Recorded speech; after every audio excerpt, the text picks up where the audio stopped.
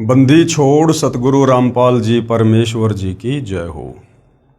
परमपिता परमात्मा सारी सृष्टि के रचनहार कुल मालिक असंख्य ब्रह्मांडों के स्वामी जगत गुरु तीनों लोकों में प्रवेश करके सबका धारण पोषण करने वाले राजाधीराज आत्माधार नाथों के नाथ देवों के देव महादेव सर्वेश्वर महेश्वर मृत्युंजय अजरो अमर आदि अनादि सनातनी प्रभु जगत पिता जगदीश्वर श्री श्री 1008 की उपाधि के वास्तविक अधिकारी अकाल मूर्त शब्द स्वरूपी राम वासुदेव सर्वगतम ब्रह्म परम पूज्य प्रथम पूज्य परम संत परम पुरुष परम धनी परम दयालु सत्य कबीर हक्का कबीर अल्लाहु कबीर अल्लाहु अकबर बाखबर अल्लाह ताला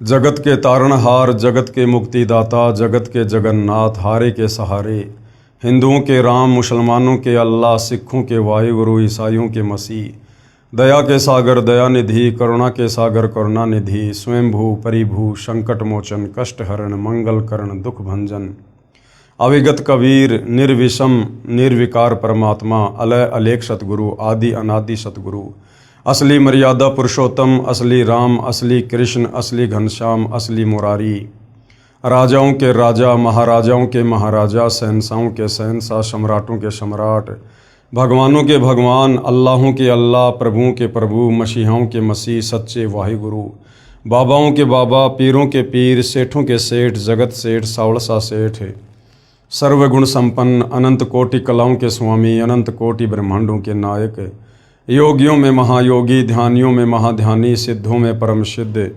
ज्ञानियों में तत्वज्ञानी ब्रह्म ज्ञानी महाज्ञानी परम ज्ञानी सर्वश्रेष्ठ ज्ञानी विज्ञानी युवा कबीर समर्थ कबीर असमवात अमित ओजा सच्चे रहनुमा करीम अल्लाह सुभान अल्लाह दुनिया के अंतिम पैगंबर 8 सितंबर 1951 से गांव धनाना जिला सोनीपत हरियाणा भारतवर्ष की पावन भूमि पे प्रकट रियल कल्कि भगवान श्री नारायण साकार हरि श्री बाबा साहेब नूर अनंत परमात्मा सच्चे दरवेश सच्चे बाखबर संत श्रोमणी सतगुरु रामपाल जी परमेश्वर जी के चरण कमल में आप और हम सभी भाई बहनों का अनंत कोटि दंडवत प्रणाम।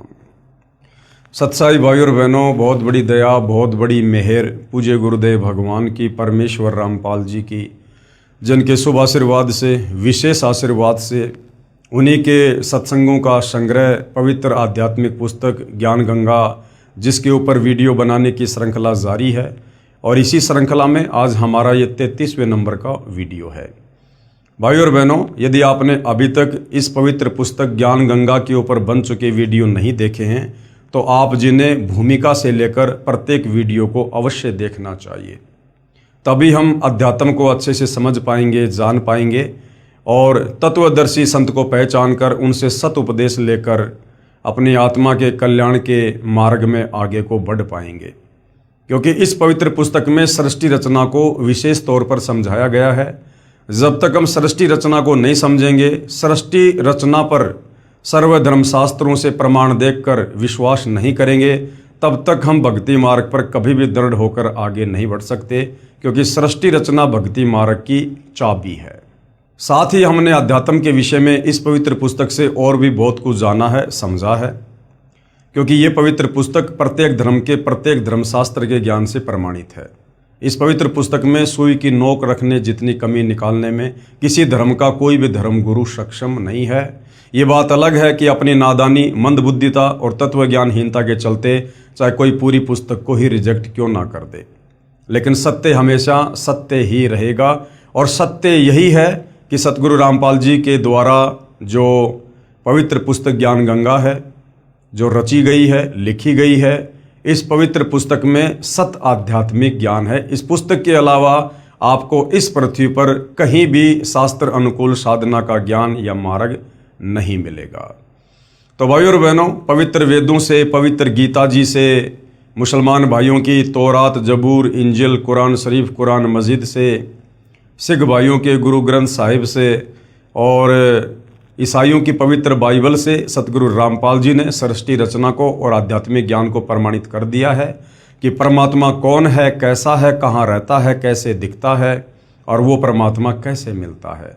उसके बाद भाई और बहनों, परमात्मा चाहने वाली आत्मा के हृदय में किसी प्रकार का कोई भी संशय भक्ति मार्ग को लेकर नहीं रह जाएगा यदि निष्पक्ष होकर धैर्य के साथ इस पवित्र पुस्तक ज्ञान गंगा को पढ़ लिया जाए या इस पर बन चुके तमाम वीडियो देख लिए जाएं।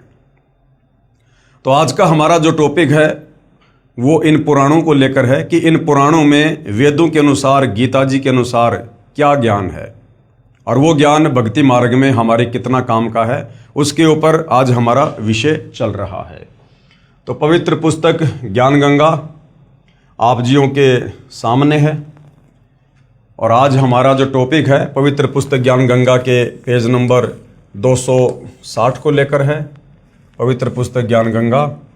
और आज का जो विषय है वो है श्री ब्रह्मा जी तथा श्री विष्णु जी का युद्ध, जिनको हम परम शक्ति मानकर पूज रहे थे तत्व ज्ञान के अभाव में।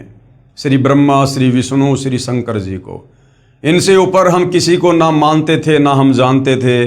जैसा हमारे नादान तत्व ज्ञानहीन धर्म गुरुओं ने हमें अध्यात्म का पाठ पढ़ाया था आधा अधूरा, उस आधार से हमने इन तीनों देवताओं को अजरो, अविनाशी, मृत्युंजय, कालंजय, सर्वेश्वर सब कुछ मान रखा था।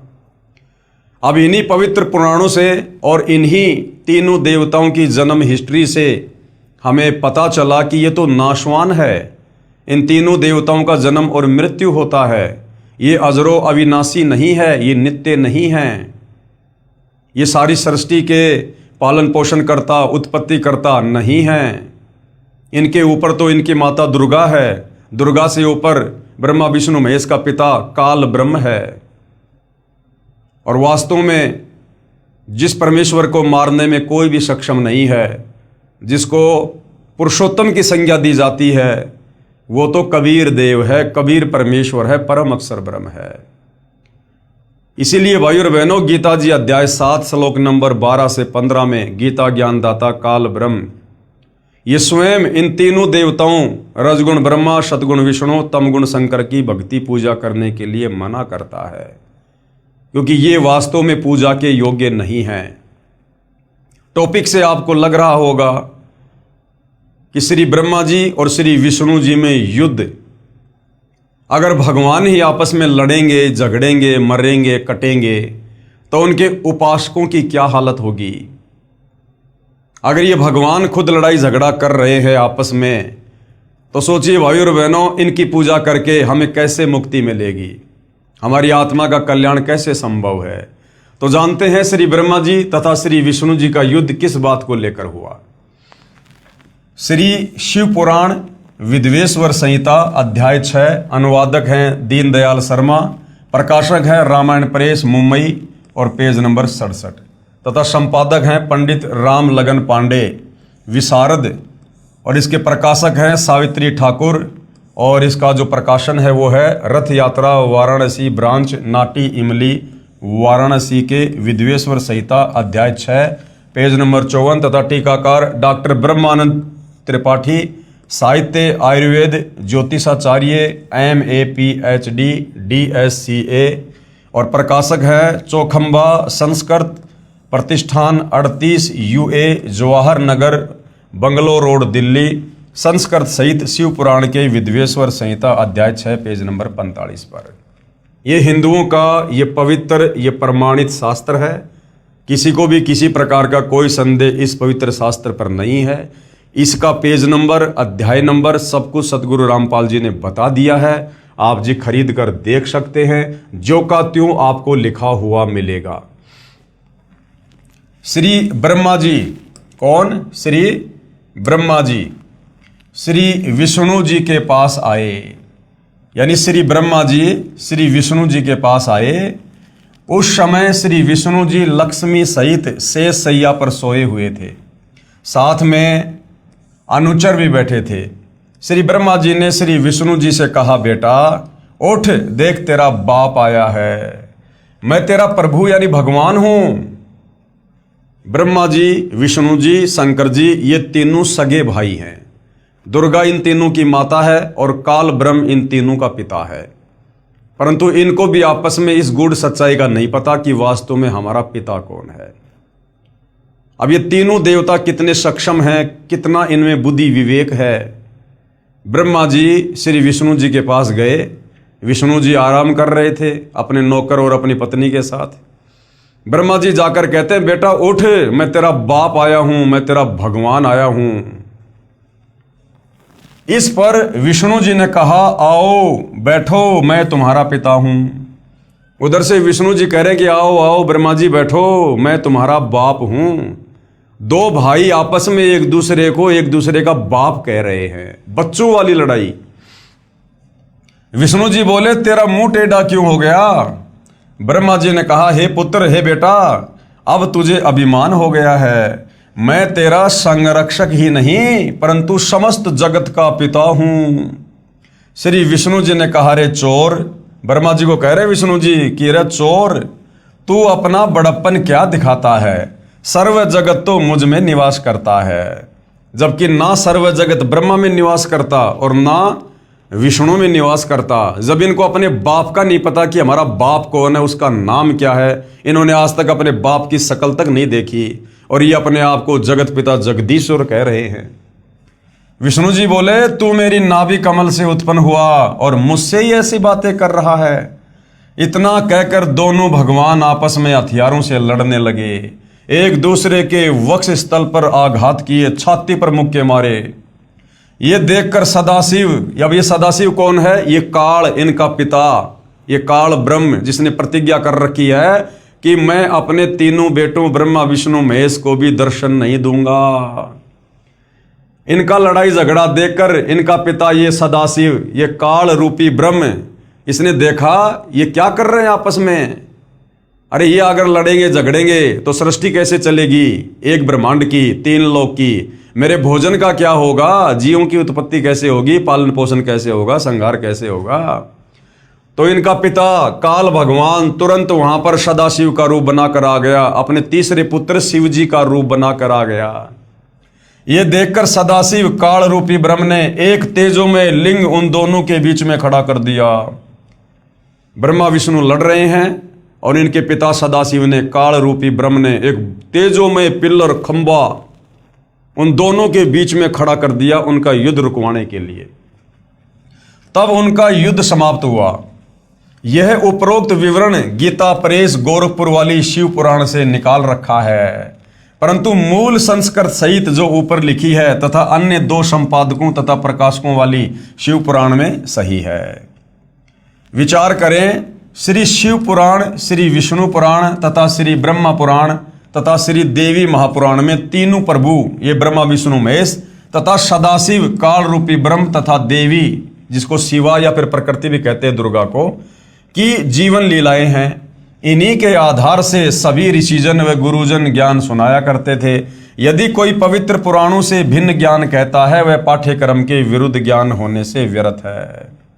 उपरोक्त युद्ध का विवरण पवित्र शिव पुराण से है, जिसमें दोनों प्रभु, कौन? श्री ब्रह्मा श्री विष्णु 5 वर्ष के बच्चों की तरह झगड़ा कर रहे हैं।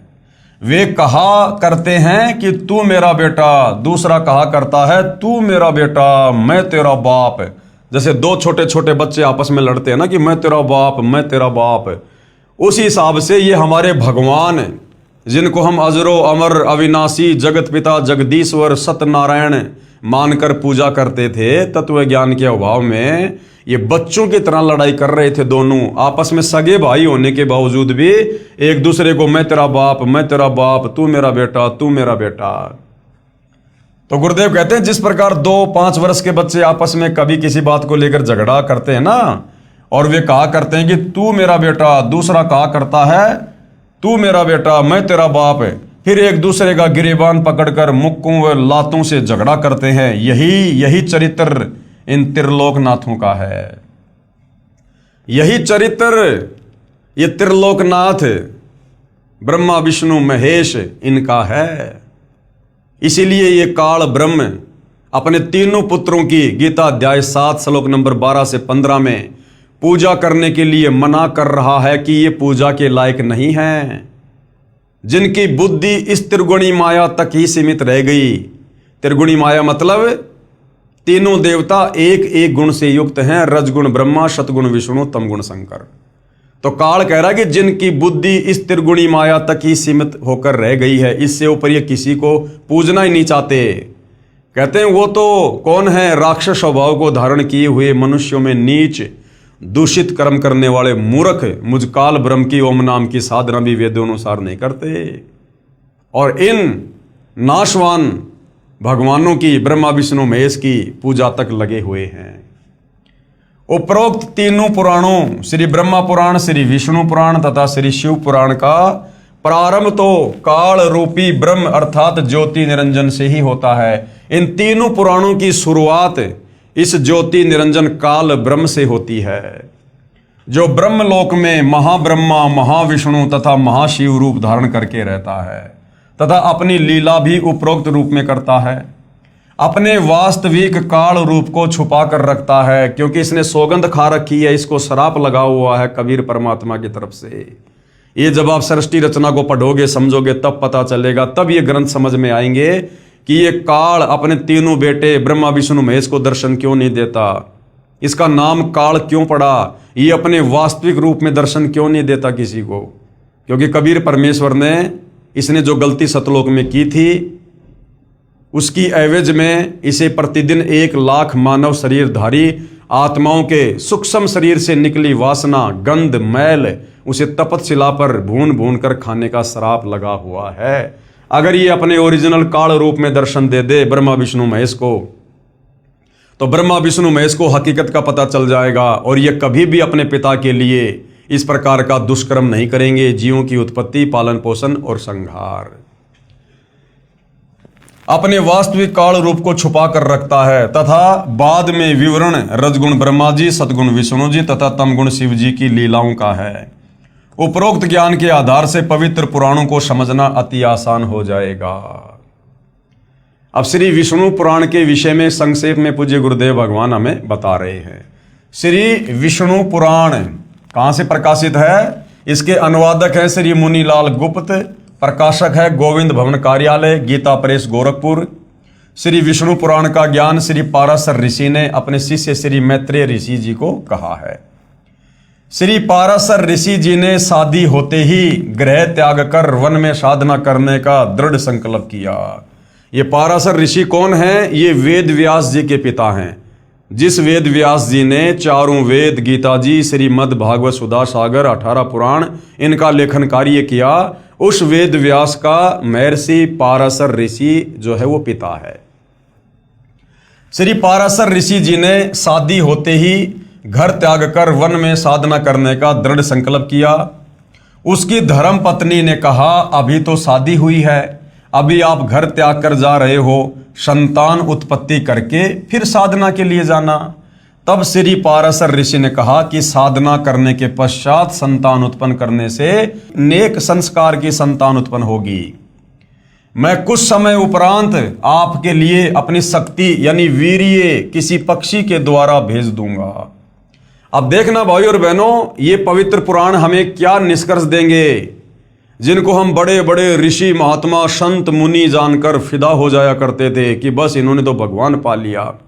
इनका अपने ऊपर भी कंट्रोल नहीं था, अपने तीनों गुणों पर इन ऋषियों का कंट्रोल नहीं था।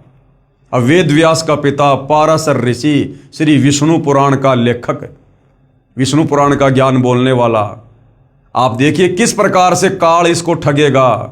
अपनी ही बेटी के साथ में ये पाराशर ऋषि दुष्कर्म करेगा, शारीरिक संबंध बनाएगा, और उसी से वेद व्यास ऋषि की फिर उत्पत्ति होगी। देखिएगा, मैं कुछ समय उपरांत आपके लिए अपनी शक्ति किसी पक्षी के द्वारा भेज दूंगा, आप उसे ग्रहण कर लेना। यह कहकर घर त्याग कर वानप्रस्थ हो गया। 1 वर्ष साधना के उपरांत अपना वीर्य निकालकर एक वृक्ष के पत्तर में बंद करके अपनी मंत्र शक्ति से शुक्राणु रक्षा करके और एक कौवे से कहा कि ये पत्र मेरी पत्नी को देकर आओ। भाई और बहनों, कोई बड़ी बात नहीं, ये आध्यात्मिक शक्तियां होती हैं, इनसे बहुत कुछ हो जाता है, सब कुछ हो जाता है।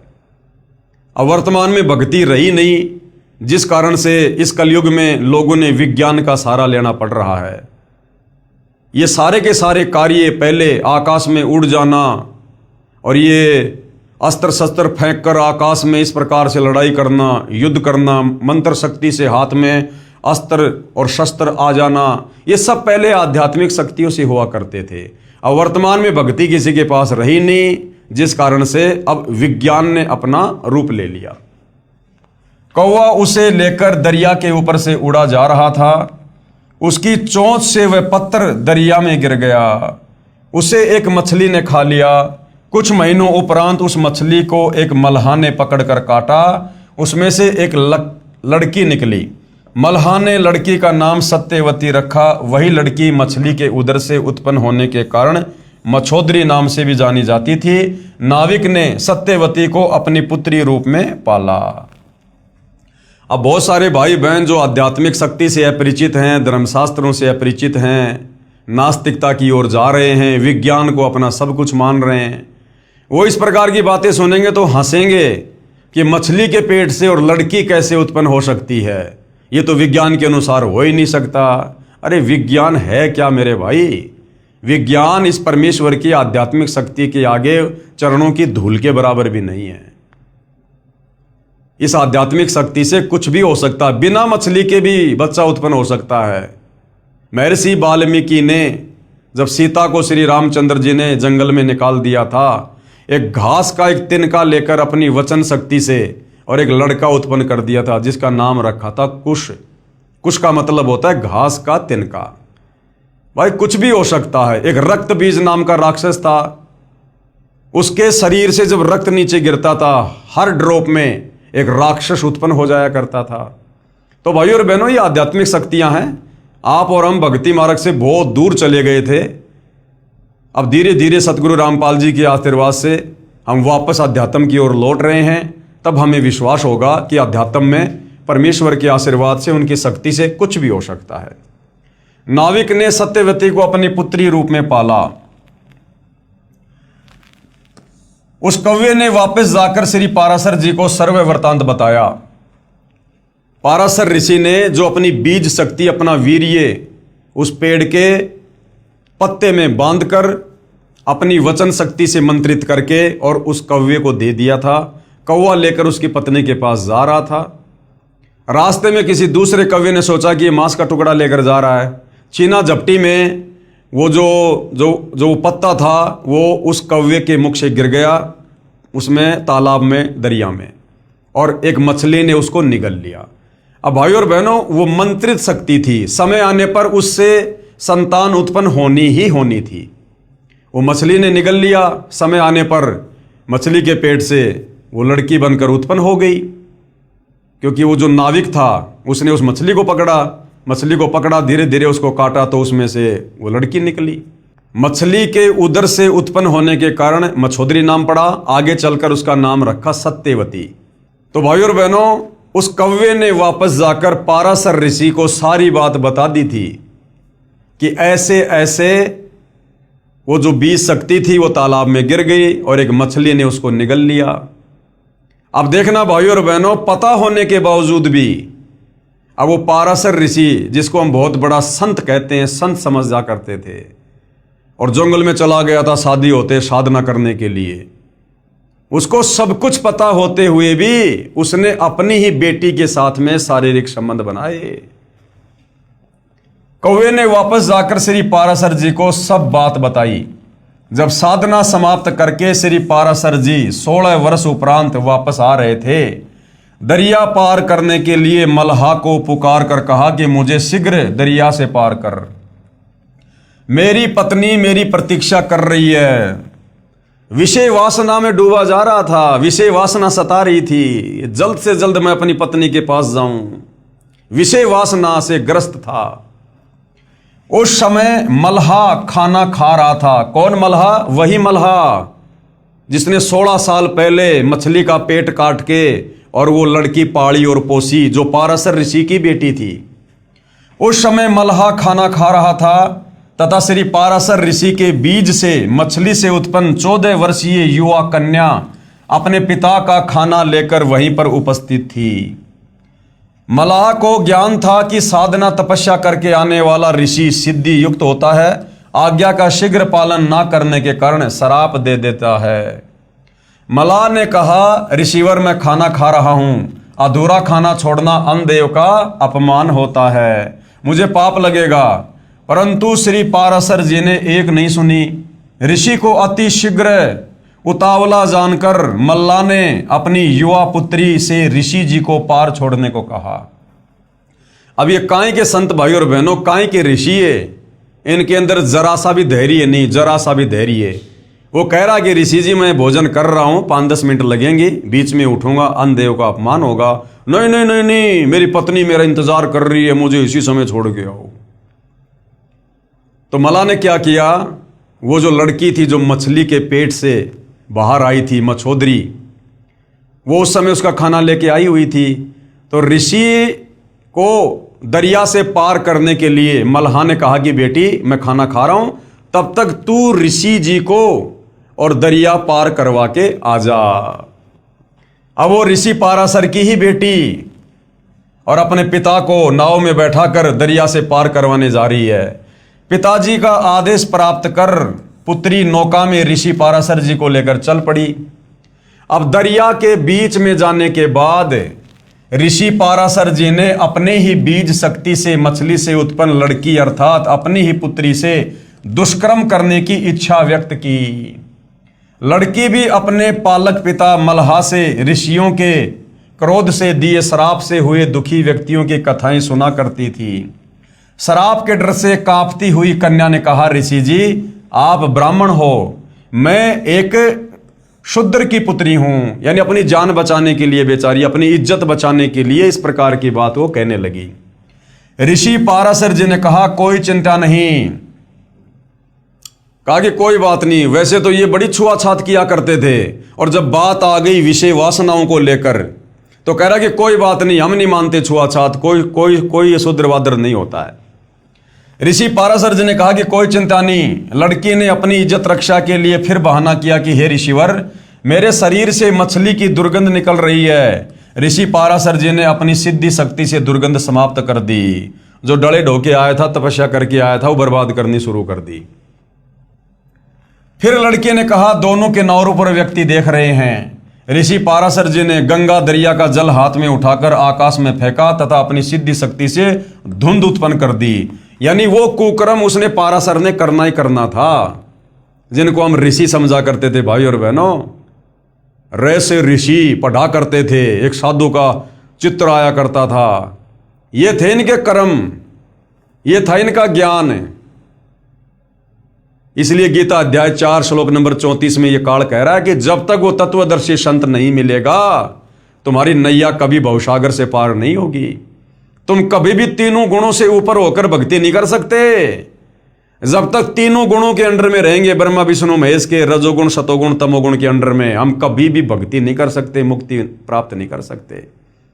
तो ये जितने बड़े बड़े ऋषि महात्मा संत साधु योगी थे, ये सब ब्रह्मा विष्णु महेश के तीनों गुणों से प्रभावित थे। अपना मनोरथ पूरा किया, यानी अंत में पाराशर ऋषि ने अपना मुंह काला किया। लड़की ने अपने पालक पिता को अपनी पालक माता के माध्यम से सर्व घटना से अवगत करा दिया तथा बताया कि ऋषि ने अपना नाम पाराशर बताया तथा ऋषि वशिष्ठ जी का पोता बताया था।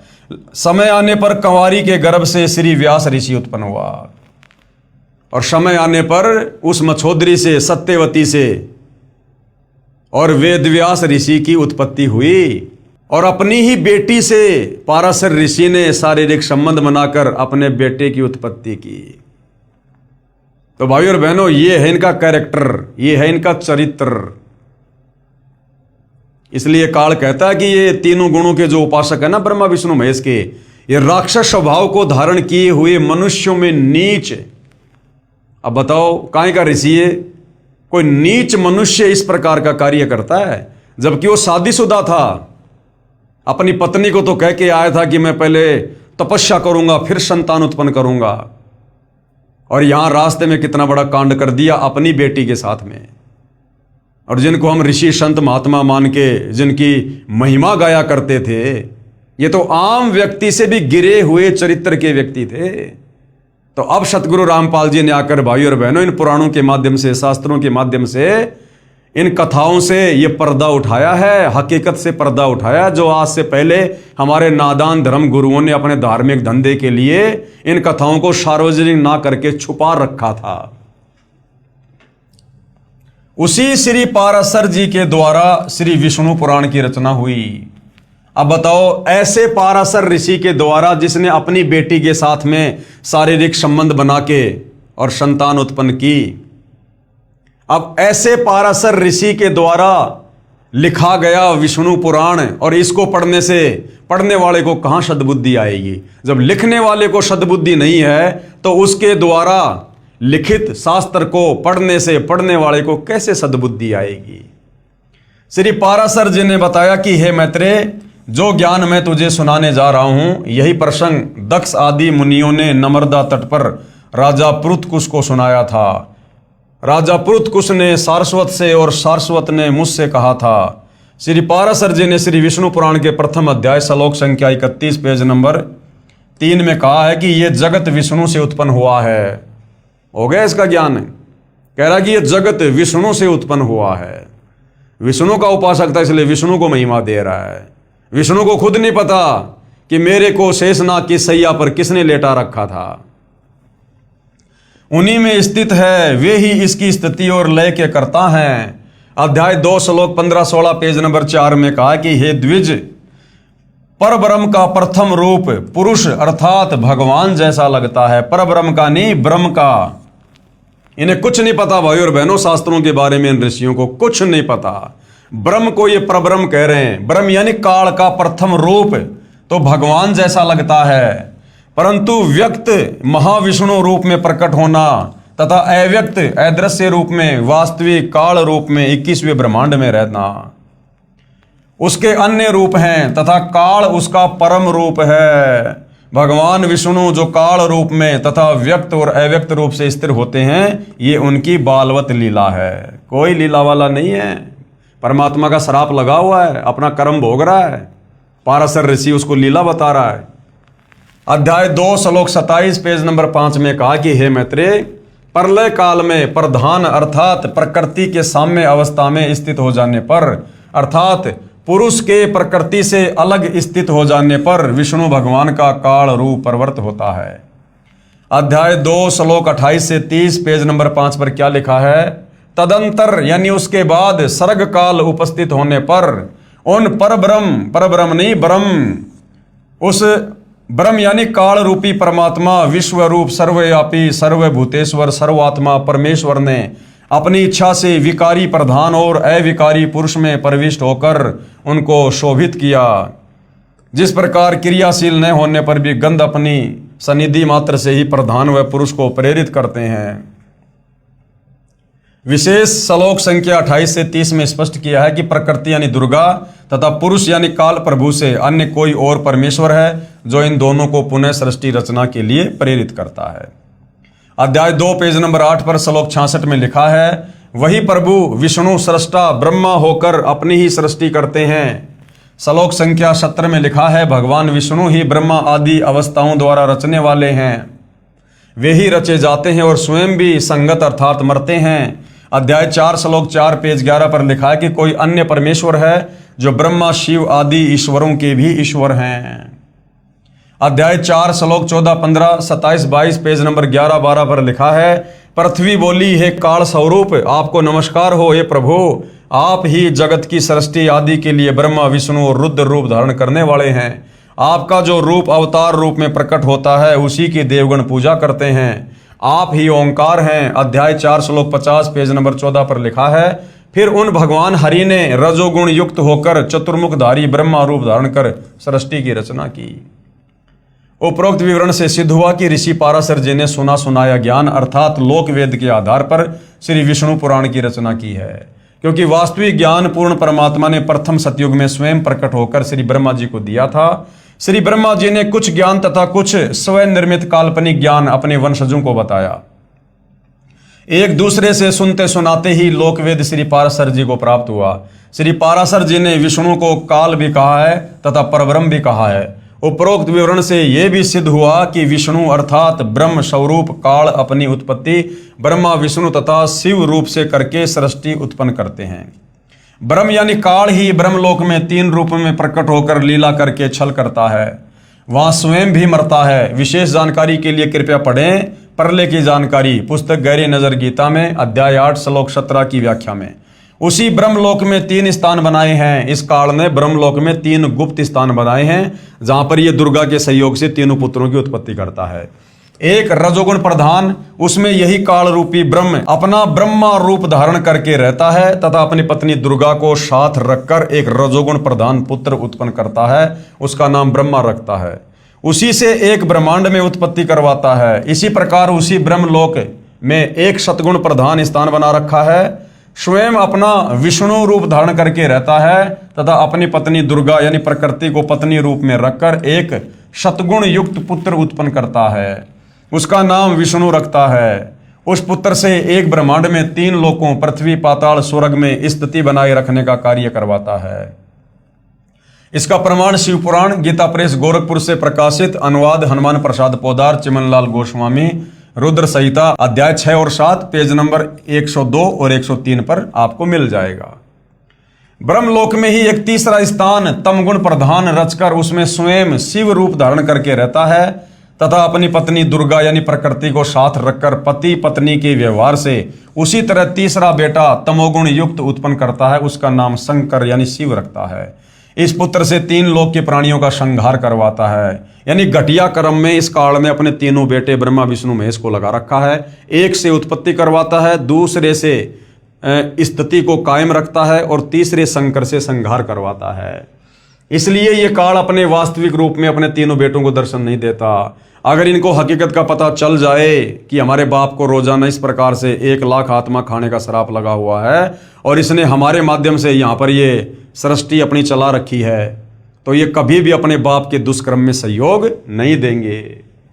विष्णु पुराण में अध्याय 4 तक जो ज्ञान है वह काल रूप ब्रह्म अर्थात ज्योति निरंजन का है। अध्याय 5 से आगे का मिला जुला ज्ञान काल के पुत्र सतगुण विष्णु की लीलाओं का है तथा उसी के अवतार श्री राम श्री कृष्ण आदि का ज्ञान है। विचार करने की बात है कि श्री विष्णु पुराण का वक्ता श्री पाराशर ऋषि है और यही ज्ञान दक्ष आदि ऋषियों से पुरुकुत्स ने सुना, पुरुकुत्स से सारस्वत ने सुना तथा सारस्वत से श्री पाराशर ऋषि ने सुना। वह ज्ञान श्री विष्णु पुराण में लिपिबद्ध किया गया जो आज अपने कर कमलों में है। इसमें केवल एक ब्रह्मांड का ज्ञान भी अधूरा है। श्री देवी पुराण, श्री शिव पुराण आदि पुराणों का ज्ञान भी ब्रह्मा जी का दिया हुआ है। श्री पाराशर वाला ज्ञान श्री ब्रह्मा जी द्वारा दिए ज्ञान के समान नहीं हो सकता। इसलिए श्री विष्णु पुराण को समझने के लिए देवी पुराण तथा श्री शिव पुराण का सहयोग लिया जाएगा, क्योंकि यह ज्ञान दक्ष आदि ऋषियों के पिता श्री ब्रह्मा जी का दिया हुआ है। श्री देवी पुराण तथा श्री शिव पुराण को समझने के लिए श्रीमद् भगवद गीता तथा 4 वेदों का सहयोग लिया जाएगा, क्योंकि ये ज्ञान स्वयं भगवान काल रूपी ब्रह्म द्वारा दिया गया है, जो ब्रह्मा विष्णु तथा शिव जी का उत्पत्ति करता अर्थात पिता है। पवित्र वेदों तथा पवित्र श्रीमद् भगवद गीता जी के ज्ञान को समझने के लिए सवसम वेद अर्थात सूक्ष्म वेद का सहयोग लेना होगा।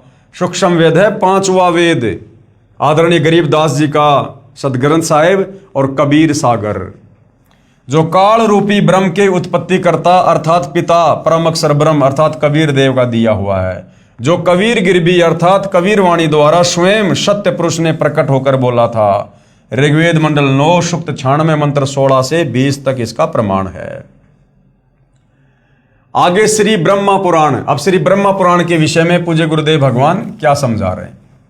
इस पुराण के वक्ता श्री लोम हर्षण ऋषि जी हैं, जो श्री व्यास ऋषि जी के शिष्य हुए हैं, जिन्हें सूत जी भी कहा जाता है। श्री लोम हर्षण जी अर्थात सूत जी ने बताया कि ये ज्ञान पहले श्री ब्रह्मा जी ने दक्ष आदि श्रेष्ठ मुनियों को सुनाया था, वही मैं सुनाता हूं। इस पुराण के सृष्टि के वर्णन नामक अध्याय में पेज नंबर 227 से 279 तक कहा है कि श्री विष्णु जी सर्व विश्व के आधार हैं, जो ब्रह्मा विष्णु तथा शिव रूप से जगत की उत्पत्ति तथा पालन तथा संहार करते हैं। उस भगवान विष्णु को मेरा नमस्कार। और शुरुआत में इतना बड़ा झूठ बोल रखा है, श्री विष्णु जी को सारी सृष्टि का जगत पिता और पालक बता दिया गया है। क्योंकि भाई और बहनों, इनको सृष्टि रचना का ज्ञान नहीं था, इनको तत्वदर्शी संत प्राप्त नहीं था। इसलिए सतगुरु रामपाल जी बार बार कहते हैं कि भाई जब तक आप सृष्टि रचना को नहीं समझोगे, आप किसी भी शास्त्र को नहीं समझ पाओगे। जो नित्य सदसत स्वरूप तथा कारणभूत अव्यक्त प्रकृति है, उसी को प्रधान कहते हैं। उसी से पुरुष ने इस विश्व का निर्माण किया। कौन पुरुष ने? काल पुरुष ने, दुर्गा यानी प्रकृति के साथ मिलकर। अमित तेजस्वी ब्रह्मा जी को ही पुरुष समझो। अब यहां पर ये ब्रह्मा जी को कह रहे हैं कि भाई यही परमात्मा, यही भगवान है। वे समस्त प्राणियों की सृष्टि करने वाले तथा भगवान नारायण के आश्रित हैं। स्वयंभू भगवान नारायण ने, अब बताओ, विष्णु जी को तो स्वयंभू कह रहे हैं, जबकि काल और दुर्गा ने पति पत्नी व्यवहार करके इसकी उत्पत्ति की है। लेकिन सूत जी यहां पर अपनी अज्ञानता के चलते, सृष्टि रचना का ज्ञान ना होने के चलते क्या कह रहे हैं? स्वयंभू यानी स्वयं प्रकट होने वाले भगवान नारायण ने जल की सृष्टि की। नारायण से उत्पन्न होने के कारण जल को नार कहा जाने लगा, जबकि वास्तव में वेदों में नारायण कबीर परमात्मा जी को कहा गया है। क्योंकि कबीर परमेश्वर चारों युगों में सतलोक से चलकर शिशु रूप में किसी तालाब पर यानी जल पर कमल के विकसित फूल पर प्रकट होते हैं, जिस कारण परमेश्वर को नार प्लस आयन यानी जल पर प्रकट होकर आने वाले परमेश्वर को नारायण कहते हैं। तो असल में नारायण कौन है? कबीर परमात्मा। भगवान ने सर्वप्रथम जल पर विश्राम किया, इसलिए भगवान को नारायण कहा जाता है। भगवान ने जल में अपनी शक्ति छोड़ी, उससे एक सुवर्ण में अंड प्रकट हुआ, उसी में स्वयंभू ब्रह्मा जी की उत्पत्ति हुई। अब ये क्या है कि खिचड़ी ज्ञान बना दिया भाई और बहनों। ये ब्रह्मा जी ने क्या किया कि कुछ तो वेदों का ज्ञान और कुछ काल परिरणा खिचड़ी ज्ञान बना दिया। और क्या सुना रहे हैं? भगवान ने सर्वप्रथम जल पर विश्राम किया, इसलिए भगवान को नारायण कहा जाता है। फिर क्या कह रहे हैं? भगवान ने जल में अपनी शक्ति छोड़ी, उससे एक सुवर्ण में अंडा प्रकट हुआ। अब असल में सृष्टि रचना गुरुदेव ने बताया कि परमात्मा ने अक्षर पुरुष को निंद्रा से जगाने के लिए उस मानसरोवर से जल अपने हाथ में लिया, अपनी वचन शक्ति से अंडा बनाया, उसमें एक आत्मा प्रवेश की और उस मानसरोवर में छोड़ी। और जब छोड़ा तो उस अक्षर पुरुष ने गुस्से से अंडे की तरफ देखा तो अंडा दो भाग हो गया, उसमें से ये ज्योति निरंजन निकला, ये ब्रह्म, ये काल।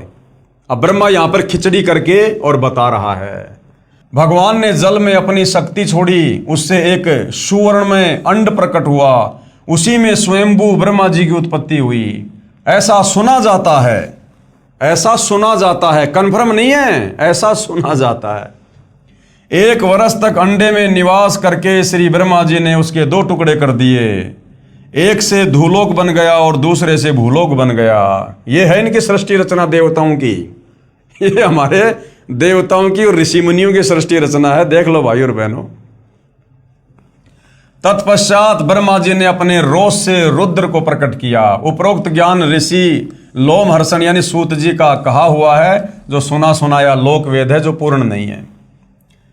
क्योंकि वक्ता कह रहा कि ऐसा सुना जाता है, इसलिए पूर्ण जानकारी के लिए श्री देवी महापुराण, श्री शिव महापुराण, श्री मद भगवत गीता तथा चारों वेद और पूर्ण परमात्मा द्वारा तत्व ज्ञान जो शवशम वेद अर्थात कबीर वाणी कहा जाता है, उसके लिए पढ़िए गहरी नजर गीता में परमेश्वर का सार संदेश, परिभाषा प्रभु की तथा पुस्तक यथार्थ ज्ञान प्रकाश में।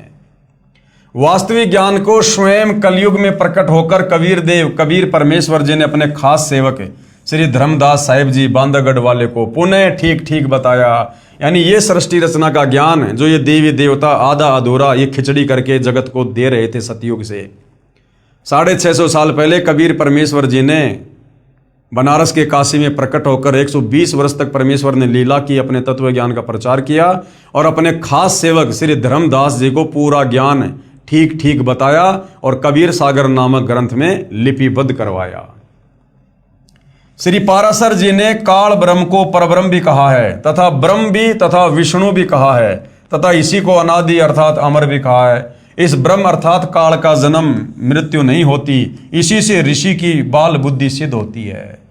यानी पाराशर ऋषि को कुछ ज्ञान नहीं है, ना ब्रह्म के बारे में, ना परब्रह्म के बारे में, ना पूर्ण ब्रह्म के बारे में, ना सृष्टि रचना के बारे में। विचार करें, विष्णु पुराण का ज्ञान एक ऋषि द्वारा कहा है, जिसने लोक वेद यानी सुने सुनाए ज्ञान अर्थात दंत कथा के आधार से कहा है, तथा ब्रह्म पुराण का ज्ञान श्री लोमहर्षण ऋषि ने दक्ष आदि ऋषियों से सुना था, वह लिखा है। इसलिए उपरोक्त दोनों विष्णु पुराण तथा ब्रह्मा पुराण को समझने के लिए श्री देवी पुराण तथा श्री शिव पुराण का सहयोग लिया जाएगा। यानी भाइयों और बहनों, यह आध्यात्मिक ज्ञान किस कदर उलझा हुआ है। मालिक की वाणी है ना, 9 मन सूत उलझिया ऋषि रहे झकमार। ये ऋषि झक मार मार के रह गए, ये सृष्टि रचना भी नहीं समझ पाए, ये ब्रह्मा विष्णु महेश की उत्पत्ति को भी ढंग से नहीं बता पाए आप और हमें, जो अपने आप को प्रकांड ज्ञाता और ये तपस्वीर पता नहीं क्या क्या कहा करते थे। हम इनकी महिमा गाया करते थे बहुत बड़े ऋषि मानकर। इन्हें तो सृष्टि रचना का भी ज्ञान नहीं, ब्रह्मा विष्णु महेश के बारे में भी इनको ज्ञान नहीं। तो कितना उलझा हुआ ज्ञान था भाइयों और बहनों। ये परमेश्वर के बिना कोई सुलझा नहीं सकता। 9 मन सूत उलझिया ऋषि रहे जकमार, और सतगुरु ऐसा सुलझा दे फिर उलझे न दूजी बार। तो देखो सतगुरु रामपाल जी ने किस प्रकार से किस ग्रंथ का सहारा लेकर और किस प्रकार से किस ग्रंथ की सही सही व्याख्या करनी पड़ रही है। कौन समझा दे, कौन सुलझा दे। ये ऋषि ये केवल उलझा सकते हैं, सुलझाने का काम नहीं है। सुलझा तो वही सकता है जिसने सर्व सृष्टि को उत्पन्न किया, वास्तव में जो नारायण है। तो कबीर भगवान सतगुरु रामपाल जी ने वर्तमान में इस कलयुग में उलझे हुए शास्त्रों को सुलझाया है, जो स्वयं श्री ब्रह्मा जी ने अपने पुत्र नारद जी को सुनाया, जो श्री व्यास ऋषि के द्वारा ग्रहण हुआ तथा लिखा गया।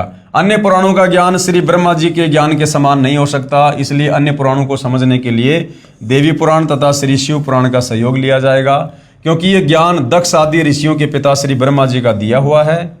श्री देवी पुराण तथा श्री शिव पुराण को समझने के लिए श्रीमद् भगवद गीता तथा चारों वेदों का सहयोग लिया जाएगा, क्योंकि ये ज्ञान स्वयं भगवान काल रूपी ब्रह्म द्वारा दिया गया है, काट छांट करके, जो ब्रह्मा विष्णु तथा शिव जी का उत्पत्ति करता अर्थात वो पिता है। पवित्र वेदों तथा पवित्र श्रीमद् भगवद गीता जी के ज्ञान को समझने के लिए सूक्ष्म वेद अर्थात सूक्ष्म वेद का सहयोग लेना होगा, क्योंकि चारों वेदों में गीता जी में कंप्लीट आध्यात्मिक ज्ञान नहीं है। जो काल रूपी ब्रह्म की उत्पत्ति करता अर्थात पिता परम अक्षर ब्रह्म कबीर देव का दिया हुआ है 5वां वेद सूक्ष्म वेद का ज्ञान, जो कबीर गिरबी यानी कबीर वाणी द्वारा स्वयं सत्य पुरुष ने प्रकट होकर बोला था। ऋग्वेद मंडल 9 सूक्त 96 मंत्र 16 से 20 तक इसका प्रमाण है, तथा श्रीमद् भगवद गीता में भगवान काल अर्थात ब्रह्म ने अपनी स्थिति स्वयं बताई है, जो सत है। अब आगे क्या कह रहे हैं परमात्मा। गीता अध्याय 15 श्लोक 18 में कहा कि मैं काल रूपी ब्रह्म अपने 21 ब्रह्मांडों में जितने भी प्राणी हैं उनमें श्रेष्ठ हूं। वे चाहे स्थूल शरीर में नाशवान हैं, चाहे आत्मा रूप में अविनाशी। इसलिए लोक वेद यानी सुने सुनाए ज्ञान के आधार से मुझे पुरुषोत्तम मानते हैं। ये पाराशर जैसे ऋषि, वेद व्यास जैसे ऋषि, ये लोमहर्षण जैसे ऋषि, इन लोगों ने आधे अधूरे सुने सुनाए ज्ञान के आधार से इस काल को 21 ब्रह्मांड में पुरुषोत्तम सिद्ध कर रखा है, भगवान सिद्ध कर रखा है। बाकी ये काल खुद कह रहा है गीता अध्याय 15 श्लोक 18 में कि मैं पुरुषोत्तम नहीं हूं, मैं तो लोक वेद के आधार से, इन ऋषि साधु संत महात्माओं की सुनी सुनाई दंत कथाओं के आधार से, क्योंकि इन ऋषियों को सृष्टि रचना का ज्ञान नहीं था, तत्व ज्ञान नहीं था, जिस कारण से ब्रह्मा विष्णु महेश से ऊपर ये किसी को जान नहीं पाए, पहचान नहीं पाए। तो इन्होंने इस ब्रह्म को, जिसका ओम मंत्र है, इस ब्रह्म प्राप्ति के लिए इन्होंने तप की, ओम नाम की साधना की। ब्रह्म ने दर्शन दिए नहीं, उसने सौगंध खा रखी है। अंत में इन्होंने इस ब्रह्म को फाइनल कर दिया कि भाई यही पुरुषोत्तम है, यही भगवान है, बस उसका प्रकाश देखा जा सकता है, बाकी वो निराकार है। वास्तव में पुरुषोत्तम यानी पुरुषों में उत्तम, भगवानों में सर्वश्रेष्ठ भगवान तो मुझ क्षर पुरुष अर्थात काल से तथा अक्षर पुरुष यानी परब्रह्म से भी अन्य है। गीता अध्याय 15 श्लोक 17 उत्तम पुरुष है तू अन्य परमात्मा इति उदाहरते, ये लोक तरम अवश्य विभर्ति अवय ईश्वर है। वही वास्तव में परमात्मा अर्थात भगवान कहा जाता है। कौन? कबीर देव। तीनों लोकों में प्रवेश करके सर्व का धारण पोषण करता है। ये लोक तिर्यम अवश्य विभर्ति अवय ईश्वर है। वही वास्तव में अविनाशी परमेश्वर है। गीता अध्याय 15 श्लोक 16-17 गीता ज्ञानदाता ब्रह्म यानी काल स्वयं कह रहा है, हे अर्जुन तेरे तथा मेरे बहुत जन्म हो चुके हैं। काल खुद जन्म और मृत्यु में है, तू नहीं जानता, मैं जानता हूं। श्रीमद् भगवद गीता अध्याय 4 श्लोक 5 अध्याय 2 श्लोक 12 में प्रमाण है तथा अध्याय 7 श्लोक 18 में ये काल अपनी साधना को भी घटिया अनुतमाम बता रहा है कि ओम नाम की साधना से भी मुक्ति नहीं है। अध्याय 7 श्लोक 18 में अपनी साधना को भी अनुतमाम अति अश्रेष्ठ कहा है। इसलिए अध्याय 18 श्लोक 62 में कहा कि हे अर्जुन, सर्व भाव से सारी भक्ति छोड़कर मेरी काल की ब्रह्मा विष्णु महेश की उस परमेश्वर की शरण में जा, यानी उस परमेश्वर की पूजा कर, उसकी भक्ति कर, जिसकी कृपा से ही तू परम शांति को प्राप्त होगा तथा कभी न नष्ट होने वाले लोक अर्थात सतलोक को प्राप्त होगा।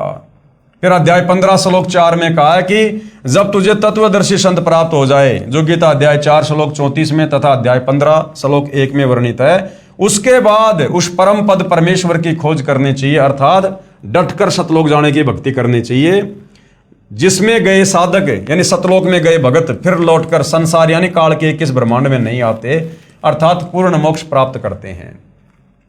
जिस परमेश्वर से यानी जिस कबीर भगवान से यह सर्व संसार उत्पन्न हुआ, सारी सृष्टि रची गई है तथा वही सबका धारण पोषण करने वाला है।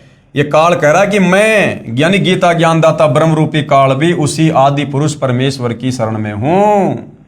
पूर्ण विश्वास के साथ उसी की भक्ति साधना अर्थात पूजा करनी चाहिए। और ये ऋषि हमारे को ब्रह्मा विष्णु महेश तक की ही यात्रा करवा रहे थे कि बस इनसे ऊपर और कोई भगवान नहीं है, जबकि ब्रह्मा विष्णु महेश से ऊपर इनका पिता काल भगवान है। ये तो कह रहा कि परमात्मा तो वो है जिसको मारने में कोई भी सक्षम नहीं है। उत्तम पुरुष है तू अन्य परमात्मा इति उदारते। वो तो पर ब्रह्म से भी अगला भगवान है, वो पर ब्रह्म से भी अगला दूसरा अव्यक्त, वो है वास्तव में पुरुषोत्तम। श्री देवी पुराण से ज्ञान ग्रहण करें। श्री देवी महापुराण के आंशिक लेख तथा सार विचार। संक्षिप्त श्रीमद देवी भागवत, सचित्र मोटा टाइप, केवल हिंदी। संपादक हनुमान प्रसाद पोदार, चिमनलाल गोस्वामी। प्रकाशक हैं गोविंद भवन कार्यालय, गीता प्रेस गोरखपुर। श्री जगदम्बिकाय नमः। श्री देवी मद भागवत, तीसरा स्कंद। राजा परीक्षित ने श्री व्यास से ब्रह्मांड की रचना के विषय में पूछा। श्री व्यास जी ने कहा कि राजन, मैंने यही प्रश्न ऋषिवर नारद जी से पूछा था, वह वर्णन आपसे बताता हूं। राजा परीक्षित ने सृष्टि रचना के बारे में, एक ब्रह्मांड की रचना के बारे में श्री वेद व्यास जी से पूछा कि भगवान ये सृष्टि रचना कैसे हुई, ब्रह्मांड की रचना कैसे हुई। तो वेद व्यास कह रहा कि राजन, मुझे भी नहीं पता। मैंने एक बार श्री नारद जी से पूछा था इसी विषय में कि ये सृष्टि की रचना कैसे हुई, जगत को किसने रचा। तो नारद जी ने कहा कि मुझे भी नहीं पता था। मैंने अपने पिता श्री ब्रह्मा जी से पूछा। और ब्रह्मा जी आगे फिर क्या कहेगा कि भगवान विष्णु ही है पूरी सृष्टि को रचने वाला, ये है इनकी सृष्टि रचना। राजा परीक्षित ने श्री वेदव्यास जी से ब्रह्मांड की रचना के विषय में पूछा। श्री वेदव्यास जी ने कहा कि राजन, मैंने यही प्रश्न ऋषिवर नारद जी से पूछा था, वह वर्णन आपसे बताता हूं। मैंने यानी श्री व्यास जी ने श्री नारद जी से पूछा, एक ब्रह्मांड के रचयिता कौन है?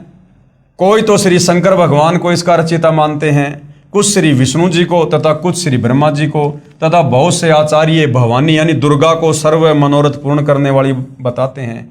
वे आदि माया महाशक्ति हैं तथा परम पुरुष के साथ रहकर कार्य संपादन करने वाली प्रकृति हैं, यानी काल के साथ मिलकर पति पत्नी व्यवहार करके सबकी जो है उत्पत्ति ये करते हैं।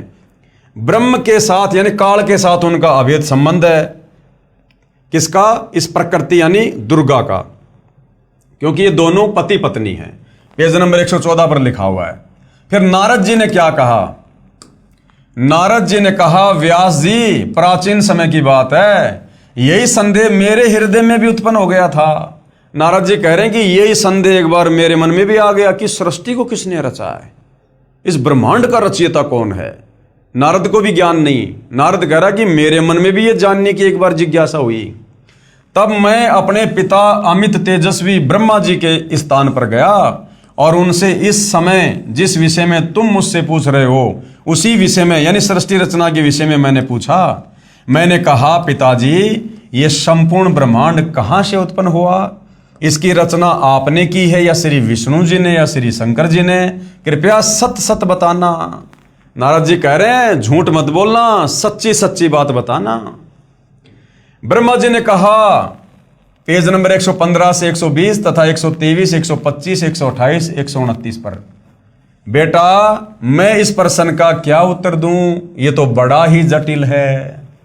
अब देख लो, जो लोग ब्रह्मा जी को जगत पिता, प्रजापति, सबका उत्पत्ति करता, ब्रह्मांडों का रचयिता कह रहे हैं, अब देख लो श्री देवी पुराण में, श्रीमद् देवी भागवत पुराण में ब्रह्मा जी कह रहा है कि बेटा मैं इस सवाल का क्या जवाब दूं जो तू पूछ रहा ना कि ब्रह्मांड की रचना कैसे हुई, सृष्टि रचना कैसे हुई। कहता बेटा मैं इस सवाल का क्या जवाब दूं, ये तो बड़ा ही टेढ़ा प्रश्न है। पूर्व काल में यानी एक समय पहले सर्वत्र जल ही जल था। अपने विषय में बता रहे हैं कि बेटा जब मेरी उत्पत्ति हुई ना और जब मेरी आंख खुली तो मैं कमल के फूल पे बैठा था, चारों तरफ जल ही जल था, मुझे खुद नहीं पता कि वो जल कहां से आ गया। तब कमल से मेरी उत्पत्ति हुई, यानी ब्रह्मा जी से पहले तो कमल का फूल आ गया था। अगर ब्रह्मा जी ही सृष्टि का उत्पत्ति करता है तो ब्रह्मा की उत्पत्ति से पहले तो कमल के फूल की उत्पत्ति हो चुकी थी। वो जल की उत्पत्ति हो चुकी थी। जल भी तो किसी पृथ्वी पे होगा। तो भाई और बहनों, टोटल अज्ञान फैला रखा था हमारे नादान धर्म गुरुओं ने, शास्त्रों से अपरिचित होने के कारण। अब आपको भाई और बहनों लास्ट में सतगुरु रामपाल जी की स्थिति का पता चलेगा कि अब ये सारा का सारा रहस्य, ब्रह्मांड की रचना, काल की उत्पत्ति, परब्रह्म की उत्पत्ति, सात संग ब्रह्मांडों की उत्पत्ति, सतलोक की उत्पत्ति, ऊपर के लोकों की उत्पत्ति, अब कौन बता रहा है वर्तमान में? इन्हीं शास्त्रों से दिखा दिखा के प्रमाणित करके सतगुरु रामपाल जी। तो कौन परम शक्ति हैं सतगुरु रामपाल जी? स्वयं साक्षात कबीर देव, सर्व सृष्टि के रचनहार।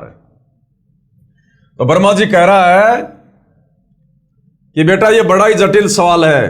पूर्व काल में सर्वत्र जल ही जल था, तब कमल से मेरी उत्पत्ति हुई। मैं कमल की कर्णिका पर यानी उसकी डाली पर बैठकर विचार करने लगा, इस अगाध जल में मैं कैसे उत्पन्न हो गया, कौन मेरा रक्षक है। कमल का डंठल पकड़कर जल में उतरा। अब देखो भाई और बहनों, बहुत सारे भाई बहन जिनको आध्यात्मिक ज्ञान का अकाल पड़ा हुआ है, जब सतगुरु रामपाल जी 650 साल पहले कबीर परमेश्वर जी लीला करते हुए सतलोक से चलकर शिशु रूप में लहरतरा तालाब पर कमल के विकसित फूल पर प्रकट हुए, तो बहुत सारे लोग सवाल जवाब कर देते हैं कि कमल के फूल पे और एक बच्चा कैसे ठहर सकता है? ठहर ही नहीं सकता कमल के फूल पर। ये तुम्हारे ब्रह्मा जी कैसे ठहर गए युवा अवस्था में? अरे बच्चे में तो फिर भी इतना वजन नहीं होता। अरे ब्रह्मा जी तो युवा अवस्था में कमल के फूल पर चेत में आए थे, होश में आए थे। और ये तो देवता हैं ब्रह्मा जी, इनका तो कई मन वजन है, इनका तो कई हजार किलो वजन होगा।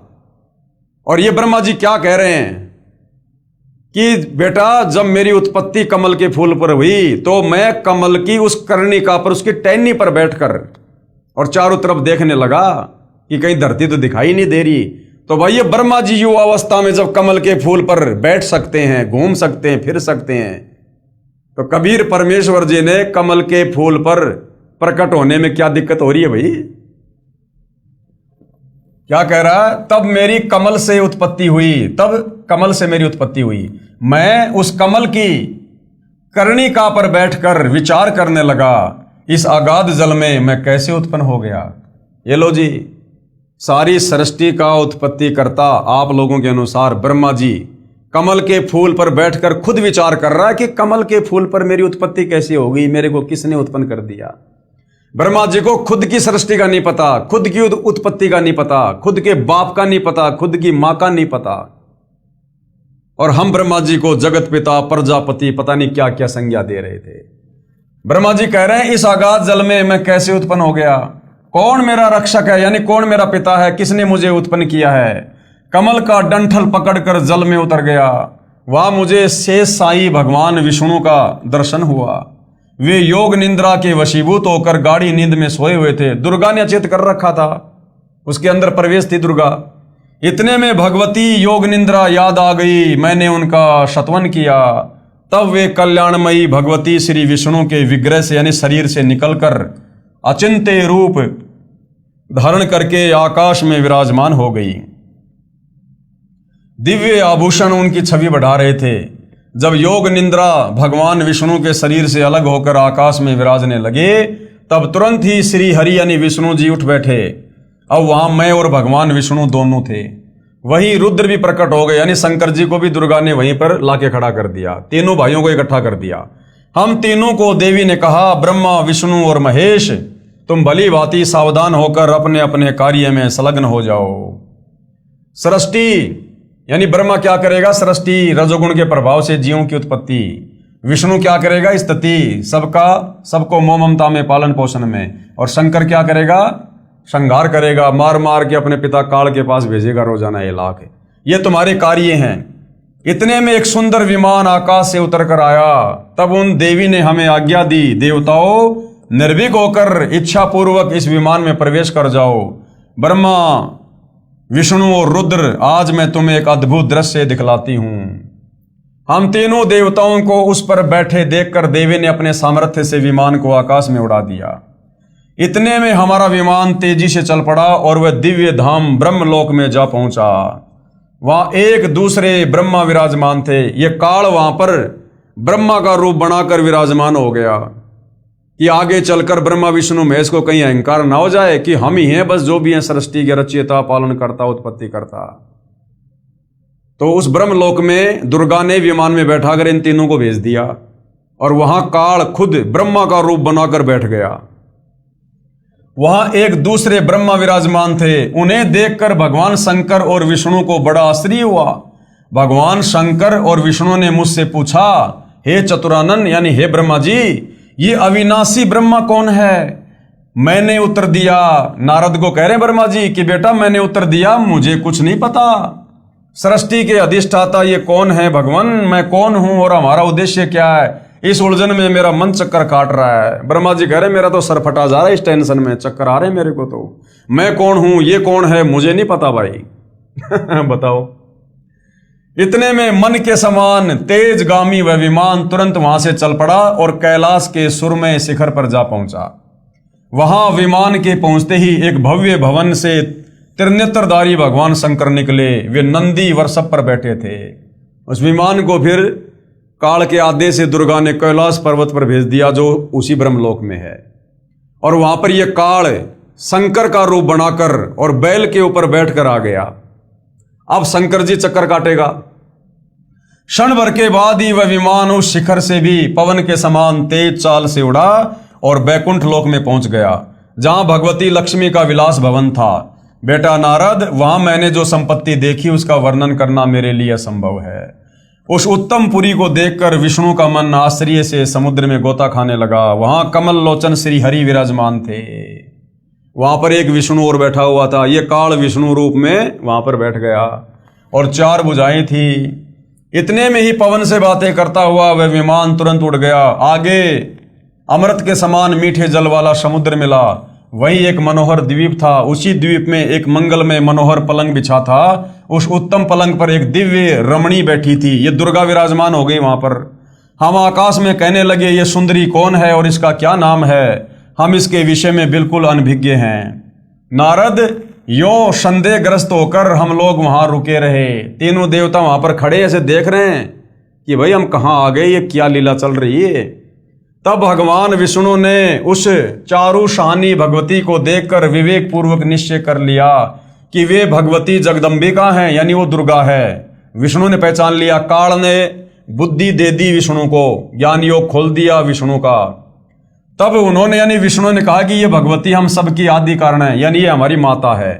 महाविद्या और महामाया इसके नाम हैं। ये पूर्ण प्रकृति है। ये विश्वेश्वरी, वेद गर्भा एवं शिवा कहलाती है। ये वे ही दिव्यांगना हैं जिनके पर्यावरणन में मुझे दर्शन हुए थे, यानी बाल्य अवस्था में मुझे इसके दर्शन हुए थे। उस समय मैं बाल रूप में था। मुझे पालने पर ये झुला रही थी। वट वृक्ष के पत्र पर एक सुदृढ़ सैया बिछी थी। उस पर लेटकर मैं पैर के अंगूठे को अपने कमल जैसे मुख में लेकर चूस रहा था तथा खेल रहा था। ये देवी गा गा कर मुझे झुलाती थी।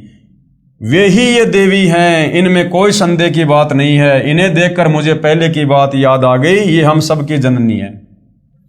क्या कह रहे हैं विष्णु जी कि ये हम सबकी जननी, यानी हम सबको पैदा करने वाली है ये दुर्गा, अर्थात ये दुर्गा इन तीनों देवताओं की मां है। श्री विष्णु ने समय अनुसार उन भगवती भुवनेश्वरी की स्तुति आरंभ कर दी। भगवान विष्णु बोले, प्रकृति देवी को नमस्कार, यानी दुर्गा जी को नमस्कार। भगवती विधात्री को निरंतर नमस्कार, तुम शुद्ध स्वरूपा हो, ये सारा संसार तुम्ही से उद्भासित हो रहा है। अब बताओ, ये ब्रह्मा विष्णु महेश तो अपनी माता दुर्गा को कह रहे हैं कि तुमने सारी सृष्टि रची है, सारा संसार तुम्ही से उद्भासित है। मैं यानी विष्णु, ब्रह्मा और शंकर, हम सभी तुम्हारी ही कृपा से विद्यमान हैं। कि मैं ब्रह्मा और विष्णु तो आपकी कृपा से विद्यमान है, आपसे ही हमारा जन्म हुआ है। हमारा आविर्भाव यानी जन्म और तिरोभाव यानी मृत्यु हुआ करता है। केवल तुम ही नित्य हो, यानी माता दुर्गा तुम ही सनातनी हो, अविनाशी हो, जगत जननी, सारे संसार को पैदा करने वाली हो, प्रकृति और सनातनी देवी हो। अब बताओ, ब्रह्मा विष्णु महेश कह रहे हैं भैया हम तो कोई सृष्टि को पैदा करने वाले नहीं हैं, हम तो दुर्गा से ऊपर किसी को नहीं जानते, किसी को नहीं पहचानते। बाद में भगवान शंकर बोले, देवी यदि महाभाग विष्णु तुम्ही से प्रकट हुए हैं, यानी तुम्हारे से जन्म हुआ है, तो उसके बाद उत्पन्न होने वाले ब्रह्मा भी तुम्हारे बालक हुए, फिर मैं तमोगुणी लीला करने वाला शंकर क्या तुम्हारी संतान नहीं हुआ? अर्थात मुझे भी उत्पन्न करने वाली तुम ही हो, यानी मेरी मां भी तुम ही हो।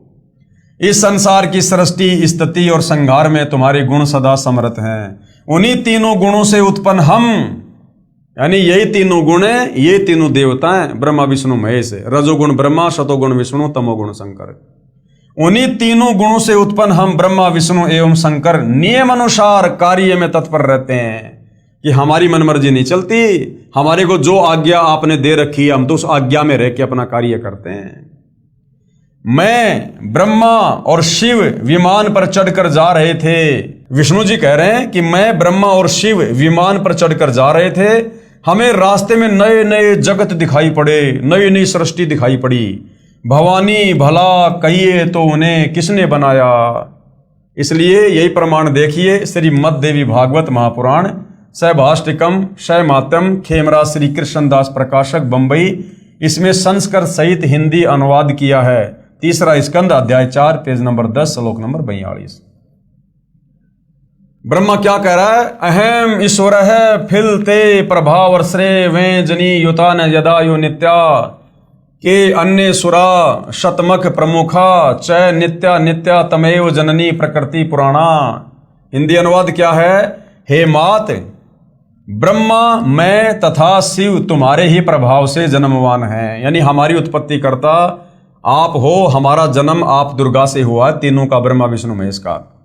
हम नित्य नहीं हैं, यानी हम अविनाशी नहीं हैं, हम अविनाशी नहीं हैं। फिर अन्य इंद्रादि दूसरे देवता किस प्रकार नित्य हो सकते हैं? कि माता दुर्गा, जब हम ब्रह्मा विष्णु महेश ही जन्म और मरण में हैं, तो फिर ये इंद्र या फिर अन्य 33 करोड़ देवी देवता कैसे अविनाशी हो सकते हैं? अर्थात वो भी जन्म और मरण में। तुम ही अविनाशी हो, हे दुर्गा माता, तुम ही हो अविनाशी, जितना इनको ज्ञान है, प्रकृति तथा सनातनी देवी हो। फिर पेज नंबर 11 और 12 पर, अध्याय 5, श्लोक 8 में, यदि दया धर्मना न सदा अंबिके कत अहम विहिते चय तमोगुण कमल जय रजोगुण संभव सुविहित किमु शतोगुण हरि। अनुवाद, भगवान शंकर बोले, हे मात, यदि हमारे ऊपर आप दया युक्त हो तो मुझे तमोगुण क्यों बना दिया? मुझे ऐसे भयंकर कार्य में क्यों लगा दिया? और कमल से उत्पन्न ब्रह्मा को रजोगुण क्यों बनाया तथा विष्णु को शतोगुण क्यों बनाया? अर्थात जीवों के जन्म मृत्यु रूपी दुष्कर्म में क्यों लगाया?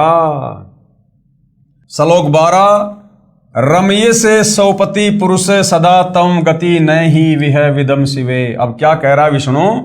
अपने पति पुरुष अर्थात काल भगवान के साथ सदा भोग विलास करती रहती हो, आपकी गति कोई नहीं जानता।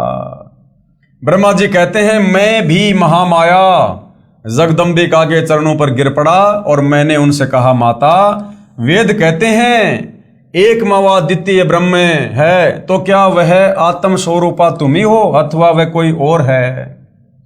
अब ब्रह्मा जी कह रहे हैं कि माता, मैंने वेदों में पढ़ा कि एक ब्रह्म और है जो आपसे अलग है, वो आप ही हो या वो ब्रह्म कोई और है? तो दुर्गा क्या कह रही है? देवी ने कहा, मैं और ब्रह्म एक ही हैं। अपने बेटों को भी सच्चाई नहीं बताते भाई और बहनों, ये दुर्गा अपने पुत्र को भी सच्चाई नहीं बता रही काल के डर से। काल ने कहा था कि दुर्गा मेरा भेद किसी को मत दे देना, आज के बाद मैं किसी को दर्शन नहीं दूंगा। तो दुर्गा काल के डर से ब्रह्मा को सच नहीं बता रही और कह रही है कि मैं और ब्रह्म एक ही हैं, मुझ में और इन ब्रह्म में कभी किंचित मात्र भी भेद नहीं है। गौरी, ब्राह्मी, रौद्री, वाराही, वैष्णवी, शिवा, वारुणी, कोबेरी, नारसिंगी और वासवी सभी मेरे रूप हैं। ब्रह्मा जी, इस शक्ति को तुम अपनी स्त्री बनाओ। यानी समुद्र मंथन में जो 3 लड़कियां निकली, सबसे पहले सावित्री, तो सावित्री की शादी ब्रह्मा जी के साथ कर दी और कहा कि तुम इसको अपनी पत्नी बनाओ। इस शक्ति को तुम अपनी स्त्री बनाओ। महासरस्वती नाम से विख्यात ये सुंदरी अब सदा तुम्हारी स्त्री होकर रहेगी। भगवती जगदम्बिका ने भगवान विष्णु से कहा, विष्णु, मन को मुग्ध करने वाली इस महालक्ष्मी को लेकर अब तुम भी पधारो। दोबारा जो लड़की निकली थी दूसरे नंबर पर समुद्र मंथन से, उसका नाम रखा लक्ष्मी और उसकी शादी दुर्गा ने अपने पुत्र विष्णु के साथ में कर दी। ये सदा तुम्हारे वक्ष स्थल में विराजमान रहेगी। और तीसरी जो लड़की निकली थी समुद्र मंथन में, दुर्गा के 3 रूप थे, तीसरी उमा यानी पार्वती, वो शंकर जी के साथ में शादी कर दी। देवी ने कहा, शंकर, मन को मुग्ध करने वाली ये महाकाली गौरी नाम से विख्यात है, तुम इसे पत्नी रूप में स्वीकार करो। यानी समुद्र मंथन पर दुर्गा ने अपने 3 रूप बनाकर अपने 3 पुत्र ब्रह्मा, विष्णु, महेश के साथ में शादी की। अपने 3 रूप बनाकर अपने 3 पुत्रों की शादी की। अब मेरा कार्य सिद्ध करने के लिए विमान पर बैठकर तुम लोग शीघ्र पधारो। यानी अब तुम जाओ और अपने अपने लोक में जाओ और अब तुम सृष्टि की उत्पत्ति करो, संहार करो और पालन पोषण करो, अपने पिता के लिए खुराक तैयार करो। यदि कोई कठिन कार्य उपस्थित होने पर जब तुम मुझे स्मरण करोगे तब मैं सामने आ जाऊंगी। देवताओं, मेरा तथा सनातन परमात्मा का ध्यान तुम्हें सदा करते रहना चाहिए। अरे जब तू ही सनातन परमात्मा है, तू ही ब्रह्म है, तो फिर दूसरा सनातन परमात्मा कौन आ गया? वहां तो इसने कहा कि मैं ही ब्रह्म हूं, मैं ही हूं सब कुछ। और यहां क्या कह रही है? मेरा तथा सनातन परमात्मा का ध्यान, यानी उस काल का ध्यान करो। यहां अपने से काल को भिन्न दर्शा रही है। मेरा तथा सनातन परमात्मा का ध्यान तुम्हें सदा करते रहना चाहिए। हम दोनों का स्मरण करते रहोगे, हम दोनों का। अब यहां पर 2 साबित कर दिए दुर्गा ने अपने आप ही। हम दोनों का स्मरण करते रहोगे तो तुम्हारे कार्य सिद्ध होने में किंचित मात्र भी संदेह नहीं रहेगा। ब्रह्मा जी कहते हैं, इस प्रकार कहकर भगवती जगदम्बिका ने हमें विदा कर दिया। उन्होंने शुद्ध आचार वाली शक्तियों में से भगवान विष्णु के लिए महालक्ष्मी को, शंकर के लिए महाकाली को और मेरे लिए महासरस्वती को पत्नी बनने की आज्ञा दे दी। अब उस स्थान से हम चल पड़े। अब सार विचार गुरुदेव भगवान कह रहे, निष्कर्ष क्या है? एक ब्रह्मांड की वास्तविक स्थिति से महर्षि व्यास जी, महर्षि नारद जी तथा श्री ब्रह्मा जी, श्री विष्णु जी तथा श्री शंकर जी भी अनभिज्ञ हैं। सारी सृष्टि तो छोड़ो, पर ब्रह्म के 7 संग ब्रह्मांड छोड़ो, काल ब्रह्म के 21 ब्रह्मांड छोड़ो, एक ब्रह्मांड के विषय में 21 ब्रह्मांड में एक ब्रह्मांड के विषय में ये पाराशर ऋषि, वेद व्यास ऋषि, मनु, ब्रह्मा, विष्णु, महेश, नारद, सारद, ये सब अनभिज्ञ हैं। इनको एक ब्रह्मांड का भी ढंग से ज्ञान नहीं है, जिनको हम अजरो अमर सारे जगत पिता परमात्मा कहकर पूज रहे थे। एक ब्रह्मांड की वास्तविक स्थिति से महर्षि व्यास जी, महर्षि नारद जी तथा श्री ब्रह्मा जी, श्री विष्णु तथा श्री शिव शंकर जी भी अनभिज्ञ हैं। यह भी स्पष्ट है कि श्री दुर्गा को प्रकृति भी कहते हैं तथा दुर्गा तथा ब्रह्म यानी ज्योति निरंजन काल का पति पत्नी का संबंध भी है। इसलिए लिखा है कि ब्रह्म के साथ प्रकृति का अभेद संबंध है। जैसे पत्नी को अर्धांगिनी भी कहते हैं। श्री ब्रह्मा जी को स्वयं नहीं पता कि मैं कहां से उत्पन्न हुआ। कह रहा, बेटा नारद, जब मेरी आंख खुली तो मैं कमल के फूल पर बैठा पाया, मुझे नहीं पता ये सृष्टि किसने रची, ये जल कहां से आ गया, अब मेरा आगे क्या कार्य है। ब्रह्मा को अपनी उत्पत्ति का नहीं पता। श्री ब्रह्मा जी को स्वयं नहीं पता कि मैं कहां से उत्पन्न हुआ। 1000 वर्ष तक जल में पृथ्वी की खोज की परंतु नहीं मिली। तब आकाशवाणी के आधार पर 1000 वर्ष तक तप किया। कमल का डंठल पकड़कर नीचे उतरा तो वहां शेषनाग की सैया पर भगवान विष्णु बेहोश पड़े थे। श्री विष्णु जी के शरीर में से एक देवी निकली भूतनी की तरह, जो सुंदर आभूषण पहने आकाश में विराजमान हो गई। तब श्री विष्णु जी होश में आए, इतने में शंकर जी भी वहीं आ गए। यानी दुर्गा ने तीनों को इकट्ठा कर दिया काल के आदेश से। उपरोक्त विवरण से सिद्ध है कि तीनों भगवान बेहोश कर रखे थे फिर सचेत किए। आकाश से विमान आया, देवी ने तीनों भगवानों को विमान में बैठने का आदेश दिया। विमान को आकाश में उड़ाया। ऊपर एक ब्रह्मा, एक शिव तथा एक विष्णु और देखा जो ब्रह्मलोक में थे। यानी काल ही ब्रह्मा विष्णु महेश ये तीन रूप बनाकर बैठ गया, इन तीनों को ये दिखाने के लिए कि आगे चलकर आंडी मत भाग जाना कि हम ही हैं सारी सृष्टि के मालिक। विचार करें, ब्रह्मलोक में दूसरे ब्रह्मा विष्णु तथा शिव दिखाई दिए थे। ये ज्योति निरंजन ब्रह्म की ही ये कलाबाजी है। वही अन्य तीन रूप धारण करके ब्रह्मलोक में तीन गुप्त स्थान, एक रजोगुण प्रधान क्षेत्र, एक शतोगुण प्रधान क्षेत्र, एक तमोगुण प्रधान क्षेत्र बनाकर रहता है तथा प्रकृति यानी दुर्गा अष्टंगी को अपनी पत्नी रूप में रखता है। जब ये दोनों रजोगुण प्रधान क्षेत्र में होते हैं तब ये महाब्रह्मा तथा दुर्गा महासावित्री कहलाते हैं। इन दोनों के सहयोग से जो बेटा इस रजोगुण प्रधान क्षेत्र में उत्पन्न होता है वह रजोगुण प्रधान होता है, उसका नाम ये ब्रह्मा रख देते हैं तथा जवान होने तक अचेत करके परवरिश करते रहते हैं। फिर कमल के फूल पर रखकर सचेत कर देते हैं। जब ये दोनों कौन, काल और दुर्गा, जब ये दोनों महाविष्णु तथा महालक्ष्मी रूप में काल ब्रह्म तथा दुर्गा शतोगुण प्रधान क्षेत्र में रहते हैं, तब दोनों के पति पत्नी व्यवहार से जो पुत्र उत्पन्न होता है वह शतोगुण प्रधान होता है, उसका नाम विष्णु रख देते हैं। कुछ दिन के पश्चात बालक को अचेत करके जवान होने तक परवरिश करते रहते हैं। फिर शेषनाग की सैया पर सुला देते हैं, फिर सचेत कर देते हैं। इसी प्रकार जब ये दोनों तमोगुण प्रधान क्षेत्र में होते हैं, कौन, काल और दुर्गा, इसी प्रकार जब ये दोनों तमोगुण प्रधान क्षेत्र में रहते हैं तब शिवा अर्थात दुर्गा तथा महाशिव अर्थात सदाशिव के यानी काल और दुर्गा के पति पत्नी व्यवहार से जो पुत्र इस क्षेत्र में उत्पन्न होता है वह तमोगुण प्रधान होता है, इसका नाम शिव रख देते हैं। इसे भी जवान होने तक अचेत रखते हैं, फिर जवान होने पर सचेत करते हैं। फिर तीनों को इकट्ठा करके विमान में बैठाकर ऊपर के लोगों का दृश्य दिखाते हैं, कहीं ये अपने आप को सर्वे सर्वा ना मान बैठे हैं। इनका अहंकार तोड़ने के लिए कि कहीं आगे चलकर ये अपने आप को ही भगवान ना मान बैठे, इसके लिए काल इनको ब्रह्मलोक में तीन रूप बनाकर ब्रह्मा विष्णु महेश के रूप बनाकर दिखाता है और ये तीनों देवता चक्कर में पड़ जाते हैं कि ये दूसरा ब्रह्मा कौन है, ये दूसरा विष्णु कौन है, ये दूसरा शिव कौन है। गुण प्रधान क्षेत्र को समझने के लिए एक उदाहरण है कि काल किस प्रकार से तीन क्षेत्र बना के रखता है, रजोगुण प्रधान क्षेत्र, सतोगुण प्रधान क्षेत्र और तमोगुण प्रधान क्षेत्र, और कैसे रजोगुण प्रधान क्षेत्र में रजोगुणी बेटा उत्पन्न होता है और शतोगुणी प्रधान क्षेत्र में शतोगुणी बेटा और तमोगुणी प्रधान क्षेत्र में किस प्रकार से तमोगुणी पुत्र ये उत्पन्न करते हैं। किसी मकान में 3 कमरे हैं, एक कमरे में देशभक्त शहीदों के चित्र लगे हों। जब व्यक्ति उस कमरे में जाता है तो उसके विचार भी देशभक्तों जैसे हो जाते हैं उन फोटोओं को देखकर। दूसरे कमरे में साधु संतों ऋषियों आदि के पोस्टर लगे हों। उस कमरे में प्रवेश करते ही मन शांत तथा भगवान की भक्ति की तरफ लग जाता है। और तीसरे कमरे में अश्लील फोटो, अर्धनग्न फोटो, स्त्री पुरुषों के चित्र लगे हों तो मन में स्वतः बकवास घर करने लग जाती है। इसी प्रकार जब ये काल और दुर्गा रजोगुण प्रधान क्षेत्र में होते हैं तो इन काल और दुर्गा के विचार रजोगुणी हो जाते हैं, अश्लील हो जाते हैं।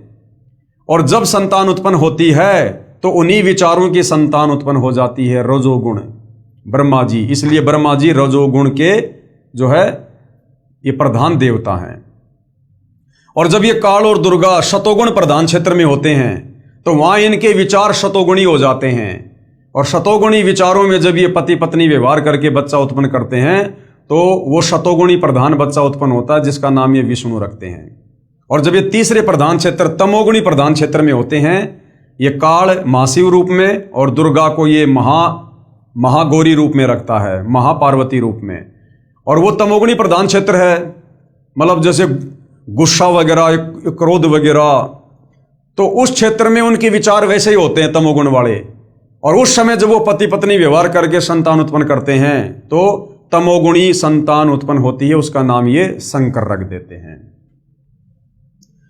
इस प्रकार ऊपर ब्रह्मलोक में काल रूपी ब्रह्म ने 3 स्थान एक एक गुण प्रधान बनाए हैं। तीनों प्रभु रजगुण ब्रह्मा जी, सतगुण विष्णु जी, तमगुण शिव जी अपने गुणों का प्रभाव कैसे डालते हैं। अब ये तीनों देवता अपने अपने लोकों में बैठकर लाखों करोड़ों किलोमीटर दूर इन तीनों लोकों में स्वर्ग लोक के प्राणियों पर, पृथ्वी लोक के प्राणियों पर और पाताल लोक के प्राणियों पर अपना उन गुणों का प्रभाव ये कैसे डालते हैं। उसके लिए गुरुदेव एक उदाहरण दे रहे हैं। उदाहरण जैसे रसोई घर में मिर्चों का छोंक सब्जी में लगाया, मिर्च के गुण से सभी कमरों के व्यक्तियों को छींकें आने लगी। जैसे साकार वस्तु मिर्च तो रसोई में थी, परंतु उसकी निराकार शक्ति अर्थात गुण ने दूर बैठे व्यक्तियों को भी प्रभावित कर दिया। ठीक इसी प्रकार तीनों प्रभु श्री ब्रह्मा जी रजगुण, श्री विष्णु जी सतगुण तथा श्री शिव जी तमगुण अपने अपने लोक में रहते हुए तीन लोक, पृथ्वी लोक, पाताल लोक तथा स्वर्ग लोक के प्राणियों को प्रभावित रखते हैं।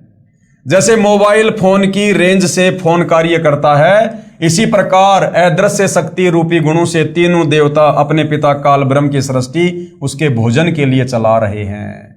दुर्गा का अपना अलग लोक भी है जिसमें ये अपने वास्तविक रूप में दर्शन देती है। फिर इनका विमान दुर्गा के द्वीप में पहुंचा, तब ज्योति निरंजन अर्थात काल रूपी ब्रह्म ने विष्णु जी को बचपन की याद प्रदान कर दी। तब श्री विष्णु जी ने बताया कि ये दुर्गा अपनी तीनों की माँ है।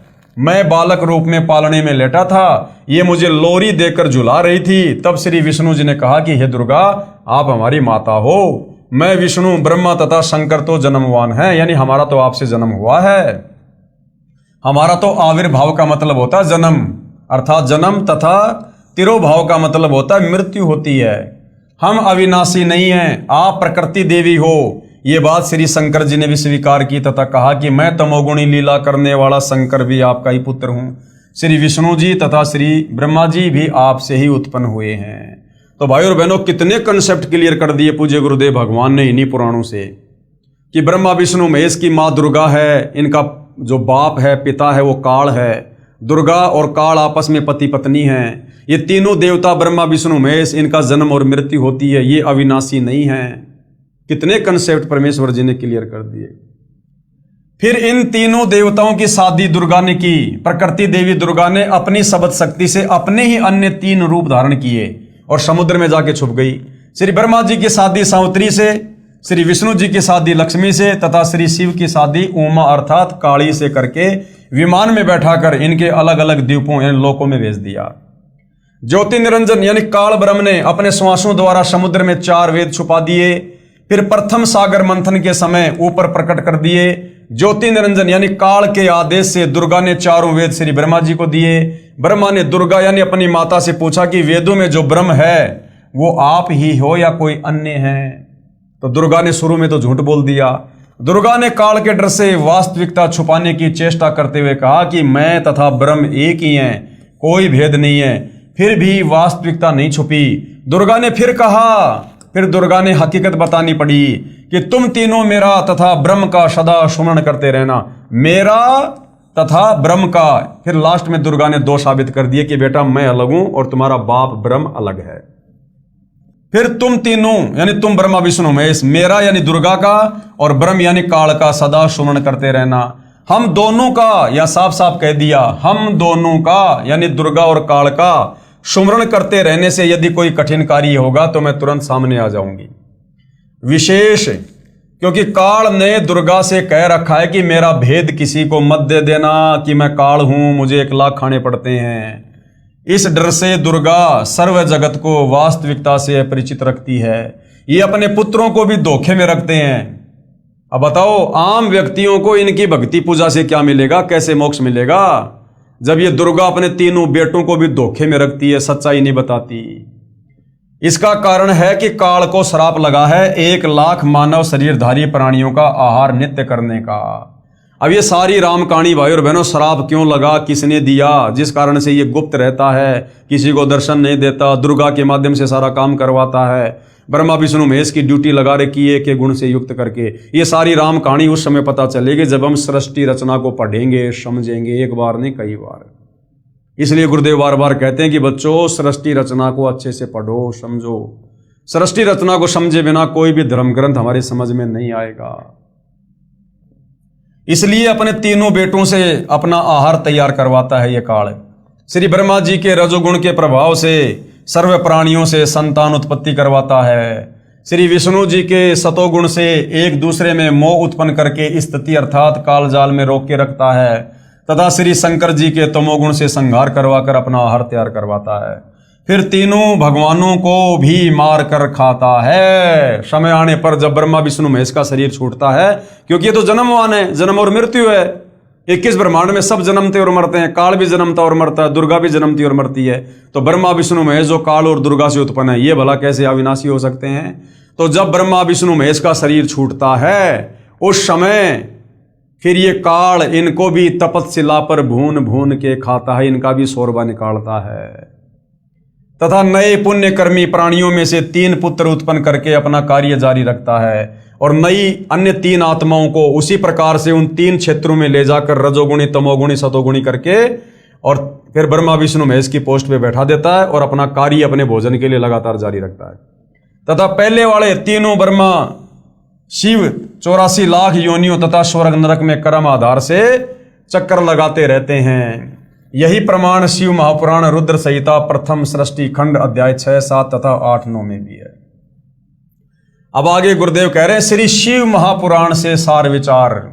अब श्री शिव महापुराण सृष्टि रचना के विषय में, ब्रह्मा विष्णु महेश की उत्पत्ति के विषय में, काल और प्रकृति के विषय में क्या कुछ कह रहा है। शिव महापुराण। श्री शिव महापुराण अनुवादक हैं श्री हनुमान प्रसाद पोदार, प्रकाशक हैं गोविंद भवन कार्यालय, गीता प्रेस गोरखपुर, मोटा टाइप, अध्याय 6, रुद्र संहिता प्रथम खंड, सृष्टि से निष्कर्ष। अपने पुत्र श्री नारद जी के श्री शिव तथा श्री शिवा के विषय में पूछने पर नारद जी ने ब्रह्मा जी से पूछा कि शिव और शिवा क्या है, काल और दुर्गा क्या है। श्री ब्रह्मा जी ने कहा, पेज नंबर 100 से 102 पर, जिस परब्रह्म के विषय में ज्ञान और अज्ञान से परिपूर्ण युक्तियों द्वारा इस प्रकार विकल्प किए जाते हैं। अब ब्रह्मा जी को भी नहीं पता ब्रह्म क्या और परब्रह्म क्या, काल को तो ब्रह्मा जी परब्रह्म कह रहे हैं कि जिस परब्रह्म के विषय में ज्ञान और अज्ञान से पूर्ण युक्तियों द्वारा इस प्रकार विकल्प किए जाते हैं, यानी कुछ सच्ची और कुछ झूठ, ज्ञान और अज्ञान। जो निराकार परब्रह्म है वही साकार रूप में सदाशिव रूप धारण कर मनुष्य रूप में प्रकट हुआ, यानी वो काल ही सदाशिव रूप में शंकर जी के रूप में प्रकट होकर दर्शन देता है। सदाशिव ने अपने शरीर से एक स्त्री को उत्पन्न किया। अब ब्रह्मा जी ने थोड़ी बहुत सृष्टि रचना तो कबीर भगवान से सुनी और बाकी इसने वेदों से ले ली अटपट और खिचड़ी ज्ञान बना लिया। और क्या कह रहा है, सदाशिव ने अपने शरीर से एक स्त्री को उत्पन्न किया, जबकि यह सच्चाई नहीं है। जब सतलोक में इस काल ने दुर्गा के साथ में दुर्व्यवहार करना चाहा तो दुर्गा ने इसके मुख के माध्यम से इसके पेट में जाके शरण ली और वहां जाकर कबीर भगवान से अराज की कि हे कबीर परमात्मा मेरी रक्षा करो। फिर कबीर परमात्मा सहजदास के रूप में आते हैं और काल का पेट फाड़कर दुर्गा को बाहर निकालते हैं, वापस काल के पेट को सेट करते हैं। तो अब ये ब्रह्मा जी क्या कह रहा है कि सदाशिव ने अपने शरीर से एक स्त्री को उत्पन्न किया, यानी दुर्गा इस काल के शरीर से बाहर आई थी सतलोक में, जिसे प्रधान प्रकृति अंबिका और त्रिदेव जननी ब्रह्मा विष्णु शिव की माता कहा जाता है, जिसकी 8 भुजाएं हैं। यानी सृष्टि रचना का ज्ञान ब्रह्मा जी को नहीं है, खिचड़ी ज्ञान है, खिचड़ी ज्ञान है। शुक्र मनाओ भाई और बहनों, जो ज्ञान ब्रह्मा विष्णु महेश को नहीं है वो ज्ञान आज पूज्य गुरुदेव ने आप और हमें दे दिया। अब बताओ, ये पाराशर ऋषि, वेदव्यास ऋषि, ब्रह्मा विष्णु महेश, ये ज्ञान मार्ग में आप और हमारे सामने ये नहीं टिक सकते। इसलिए गुरुदेव भगवान कहते हैं कि जो भगत 3-4 साल तक अच्छे से इस ज्ञान को समझ लेगा, उसके सामने ब्रह्मा विष्णु महेश भी मुंह की खाके जाएंगे, मुंह की खाके। अब श्री विष्णु की उत्पत्ति, जो वे सदाशिव हैं यानी जो काल है, उन्हें परम पुरुष ईश्वर, शिवा, शंभु और महेश्वर कहते हैं, क्योंकि किस ब्रह्मांड में लोक वेद के आधार से भगवान सिद्ध हो रखा है। वे अपने सारे अंगों में भस्म रमाए रहते हैं। उन काल रूपी ब्रह्म ने, देखो खुद कह रहा है ब्रह्मा, उस काल रूपी ब्रह्म ने एक शिवलोक नामक ब्रह्मलोक में तमोगुण प्रधान क्षेत्र धाम बनाया, उसे काशी कहते हैं। अब यह सृष्टि रचना ब्रह्मा जी को कबीर परमात्मा जी ने समझाई थी, लेकिन फिर इसने डामाडोल कर दिया, काल ने फिर उसको डामाडोल कर दिया। फिर ब्रह्मा जी ने वेदवाद पढ़े, कुछ वेदों वाला ज्ञान ले लिया, कुछ परमात्मा से सुनी सुनाई सृष्टि रचना ले ली और खिचड़ी ज्ञान बना के ब्रह्मा जी ने फिर नीचे मनु जैसे अपने वंशजों को दे दिया। उसे काशी कहते हैं। शिव तथा शिवा यानी काल और दुर्गा ने पति पत्नी रूप में रहते हुए एक पुत्र की उत्पत्ति की, जिसका नाम विष्णु रखा। अध्याय 7 रुद्र संहिता शिव महापुराण, पेज नंबर 103-104। श्री ब्रह्मा तथा श्री शिव की उत्पत्ति।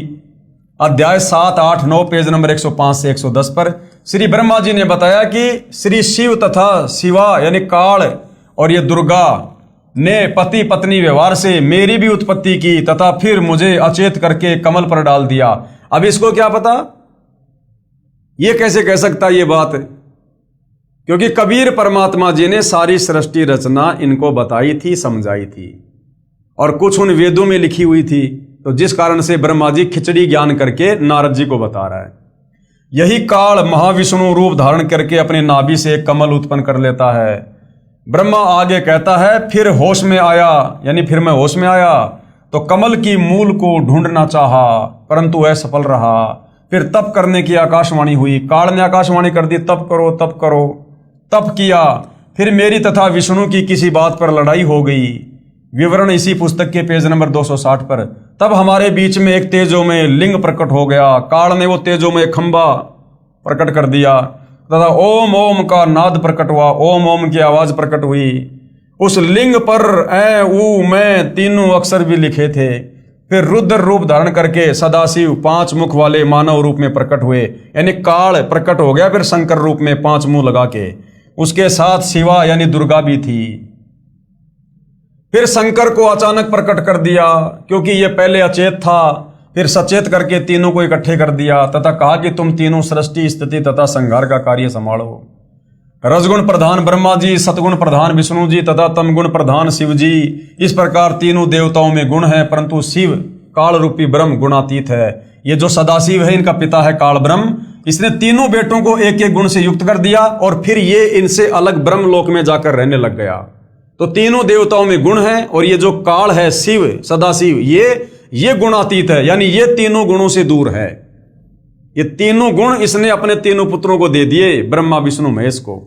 है तो ये भी तीनों गुणों से युक्त है, लेकिन ये और ये तीनों देवता परस्पर अलग अलग रहते हैं। इसलिए कह रहा है इस प्रकार तीनों देवताओं में गुण है ब्रह्मा विष्णु महेश में, परंतु शिव यानी काल रूपी ब्रह्म गुणातीत है, गुणातीत माने गए हैं। पृष्ठ 110 पर अब गुरुदेव भगवान क्या कह रहे हैं, सार विचार, यानी अभी आपको जो सारी बातें बताई हैं इन पुराणों से लिखी हुई दिखाई हैं, पेज नंबर अध्याय नंबर सब। अब इन सारी बातों का निष्कर्ष क्या है ब्रह्मा विष्णु महेश को लेकर, काल और दुर्गा को लेकर, इनकी उत्पत्ति को लेकर, यानी सार उपरोक्त विवरण से स्पष्ट है कि काल रूपी ब्रह्म अर्थात सदाशिव तथा प्रकृति यानी दुर्गा श्री ब्रह्मा श्री विष्णु तथा श्री शिव के माता पिता हैं। यानी तीनों देवता ब्रह्मा विष्णु महेश के माता पिता इन पुराणों ने साबित कर दिया कि ये काल और ये दुर्गा है। काल को ब्रह्म भी कहते हैं, सदाशिव भी कहते हैं, दुर्गा को जो है प्रकृति और जो है प्रधान भी कहते हैं। यानी काल और दुर्गा ये ब्रह्मा विष्णु महेश के जनक हैं, इनके माता पिता हैं। एक तो ये क्लियर हो गया। दूसरा, दुर्गा इसे प्रकृति तथा इसको प्रधान भी कहते हैं और इसकी 8 भुजाएं हैं। यह सदाशिव अर्थात ज्योति निरंजन काल के शरीर अर्थात पेट से निकली थी। सृष्टि रचना में हमें पता है कि ये दुर्गा काल के मुख के माध्यम से पेट में चली गई थी, वहां से कबीर परमात्मा ने फिर इसको बाहर निकाला। ब्रह्म अर्थात काल तथा प्रकृति यानी दुर्गा सब प्राणियों को भ्रमित रखते हैं। ये काल और दुर्गा एक ब्रह्मांड के 3 लोक के समस्त प्राणियों को भ्रमित रखते हैं अपने तीनों बेटों सहित। ब्रह्मा विष्णु महेश को भी सच्चाई नहीं बताते। क्यों? क्योंकि काल ने दुर्गा को डरा रखा है, क्योंकि काल को प्रतिदिन 1 लाख मानव शरीरधारी आत्माओं का भोजन करना पड़ता है। अगर सच्चाई का पता चल गया तो तीनों बेटे फिर काल के लिए भोजन बनाना बंद कर देंगे। अपने पुत्रों को भी वास्तविकता नहीं बताते। कारण है कहीं काल यानी ब्रह्म के 21 ब्रह्मांड के प्राणियों को पता लग जाए कि हमें तपतशिला पर भून कर काल ब्रह्म यानी ज्योति निरंजन खाता है, इसलिए जन्म मृत्यु तथा अन्य दुखदायी योनियों में पीड़ित करता है। अगर सभी प्राणियों को पता चल गया इस काल के विषय में, जैसे आज पता चल गया, आप और हमें पता चल गया, गुरुदेव ने बता दिया, तो आज अब ये ज्ञान पता होने के बाद आप और हमारी इच्छा, हमारी वृत्ति यहां से हट रही है। हमें यहां रहने का मन नहीं कर रहा। अब शतलोक जाने की इच्छा बन रही है। तो काल को डर रहता है यदि सभी प्राणियों को मेरी असलियत का पता चल गया, सृष्टि रचना का पता चल गया कि मैं रोजाना 1 लाख खाता हूं, तो सारे प्राणी उस तत्वदर्शी संत की शरण में आकर मेरे लोक से भाग जाएंगे, सतलोक चले जाएंगे, फिर मैं खाऊंगा क्या। इसलिए ये अपने काल रूप में ना तो सच्चाई बताता, ना किसी को दर्शन देता, तथा अपने तीनों पुत्रों रजगुण ब्रह्मा जी, सतगुण विष्णु जी, तमगुण शिव जी से उत्पत्ति, स्थिति, पालन तथा संहार का कार्य करवाकर अपना भोजन तैयार करवाता है। क्योंकि काल को 1,00,000 मानव शरीरधारी प्राणियों का आहार करने का श्राप लगा है। कृपया श्रीमद् भगवत गीता जी में भी देखिए, काल ब्रह्म तथा प्रकृति यानी दुर्गा के पति पत्नी कर्म से रजगुण ब्रह्मा, सतगुण विष्णु तथा तमगुण शिव की उत्पत्ति। अब ये तीनों गुण क्या है, ये हम पहले भी पढ़ चुके हैं, लेकिन हम फिर पढ़ेंगे इसको भाई और बहनों, और हम आज यहीं तक लेंगे इसको। अब ये तीनों गुण क्या हैं, रजगुण क्या है, सतगुण क्या है, तमगुण क्या है, क्या ये ब्रह्मा विष्णु महेश ही 3 गुण हैं? तीनों गुण क्या है प्रमाण सहित? तीनों गुण रजगुण ब्रह्मा जी, सतगुण विष्णु जी, तमगुण शिव जी हैं। ब्रह्म यानी काल तथा प्रकृति यानी दुर्गा से उत्पन्न हुए हैं तथा तीनों नासवान हैं। इसका प्रमाण कहाँ है? गीता प्रेस गोरखपुर से प्रकाशित श्री शिव महापुराण, जिसके संपादक हैं श्री हनुमान प्रसाद पोदार, पेज नंबर 110, अध्याय 9 रुद्र संहिता। इस प्रकार क्या लिखा हुआ उसमें भाई और बहनों, आपको शब्दा शब्द बताया जा रहा है, शास्त्रों से बाहर एक भी शब्द नहीं मिलेगा। देख लेना उठा के अध्याय और पेज नंबर। इस प्रकार ब्रह्मा विष्णु तथा शिव तीनों देवताओं में गुण हैं, परंतु शिव यानी वो काल ब्रह्म इनका पिता वो गुणातीत कहा गया है। दूसरा प्रमाण गीता प्रेस गोरखपुर से प्रकाशित श्रीमद् देवी भागवत पुराण, जिसके संपादक हैं श्री हनुमान प्रसाद पोदार, चिमनलाल गोस्वामी, तीसरा स्कंद, अध्याय 5, पेज नंबर 123। क्या लिखा है? भगवान विष्णु ने दुर्गा की स्तुति की, कहा मैं विष्णु ब्रह्मा तथा शंकर तुम्हारी कृपा से विद्यमान है। हमारा तो आविर्भाव यानी जन्म होता है तथा तिरोभाव यानी मृत्यु होती है। हम नित्य यानी अविनाशी नहीं हैं। तुम ही नित्य हो, जगत जननी हो, प्रकृति और सनातनी देवी हो। फिर भगवान शंकर ने क्या कहा अपनी माता दुर्गा की स्तुति करते हुए? भगवान शंकर ने कहा, यदि भगवान ब्रह्मा तथा भगवान विष्णु तुम्ही से उत्पन्न हुए हैं, तो उनके बाद उत्पन्न होने वाला मैं तमोगुणी लीला करने वाला शंकर क्या तुम्हारी संतान नहीं हुआ? अर्थात हे माँ दुर्गा, मुझे भी उत्पन्न करने वाली तुम ही हो। इस संसार की सृष्टि स्थिति संहार में तुम्हारे गुण सदा सर्वदा हैं। इन्हीं तीनों गुणों से उत्पन्न, रजगुण से ब्रह्मा, सतगुण से विष्णु, तमगुण से शंकर, इन्हीं तीनों गुणों से उत्पन्न हम ब्रह्मा विष्णु तथा शंकर नियम अनुसार कार्य में तत्पर हैं। यानी हम स्वतंत्र नहीं हैं। हमें आपके द्वारा जिस प्रकार से कार्य दिया जाता है हम वही कार्य करते हैं। उपरोक्त यह विवरण केवल हिंदी में अनुवादित श्री देवी महापुराण से है, जिसमें कुछ तथ्यों को छुपाया गया है इन अनुवादकर्ताओं के द्वारा तत्व ज्ञान ना होने के कारण। इसलिए यही प्रमाण देखिए श्रीमद् देवी भागवत महापुराण, सभाष्टिकम, शय मातम्य, खेमराज श्री कृष्णदास प्रकाशन, मुंबई। इसमें संस्कृत सहित हिंदी अनुवाद किया है। तीसरा स्कंद, अध्याय 4, पेज 10, श्लोक 42। अब यहां लिखा भाई और बहनों, अहम ईश्वर है फिल ते प्रभावत्स्वे वै जनी युतान यदा तु नित्या। अब भाई और बहनों ये संस्कृत में लिखा हुआ है। अब आप और हमने क्या लेना देना संस्कृत से? ये संस्कृत जानने वाले झक मरा मरा के रह गए, ये आज तक नहीं समझ पाए। और सतगुरु रामपाल जी ने सिंपल भाषा में सृष्टि रचना को समझाकर ये सारे शास्त्र पुराण ग्रंथ आज आप और हमारी उंगलियों पे पढ़ा दिए, उंगलियों पे रटा दिए गुरुदेव भगवान ने। तो क्या करेंगे हम संस्कृत को पढ़ के? अरे वो कहते हैं ना कि भाई आम खाने से मतलब है या फिर पेड़ गिरने से। तो हमारे को गुरुदेव भगवान ने मोक्ष का मार्ग बता दिया। आज इस वैज्ञानिक युग में परमात्मा ने सर्व धर्मशास्त्रों का सभी भाषाओं में अनुवाद करवा दिया। इन्हीं अनुवादकर्ताओं ने संस्कृत से हिंदी में अनुवाद कर दिया और गुरुदेव भगवान ने हमें समझा दिया। बात हमारे समझ में आ गई, काल के किस ब्रह्मांड से बाहर निकलने का रास्ता मिल गया। अब संस्कृत पढ़ के, अंग्रेजी पढ़ के, जापानी पढ़ के हमने क्या करना? ये संस्कृत पढ़ने वाले ये सर मार मार के रह गए, आज तक नहीं समझ पाए। तो हमने तो मूल वस्तु को पकड़ना भाई और बहनों, संस्कृत से कोई लेना देना नहीं हमने। तो दास तो वैसे आपको बोल के सुना रहा है जैसा लिखा हुआ, बाकी हमें नहीं पता इसका संस्कृत वंस्कृत का। अन्य सुरा सतमख प्रमुखा च नित्या नित्या तमेव जननी प्रकृति पुराणा। हिंदी अनुवाद। हे मात, ब्रह्मा मैं तथा शिव तुम्हारे ही प्रभाव से जन्मवान हैं। विष्णु जी क्या कह रहे हैं अपनी माँ दुर्गा को कि हे माँ दुर्गा, ब्रह्मा मैं यानी विष्णु तथा शिव तुम्हारे प्रभाव से जन्मवान है। हमारा तो आपसे जन्म हुआ है। हम नित्य नहीं हैं, अर्थात अविनाशी नहीं हैं। फिर अन्य इंद्रादि दूसरे देवता किस प्रकार नित्य हो सकते हैं जब हम तीनों प्रधान देवता ब्रह्मा विष्णु महेश ही जन्म और मृत्यु में हैं?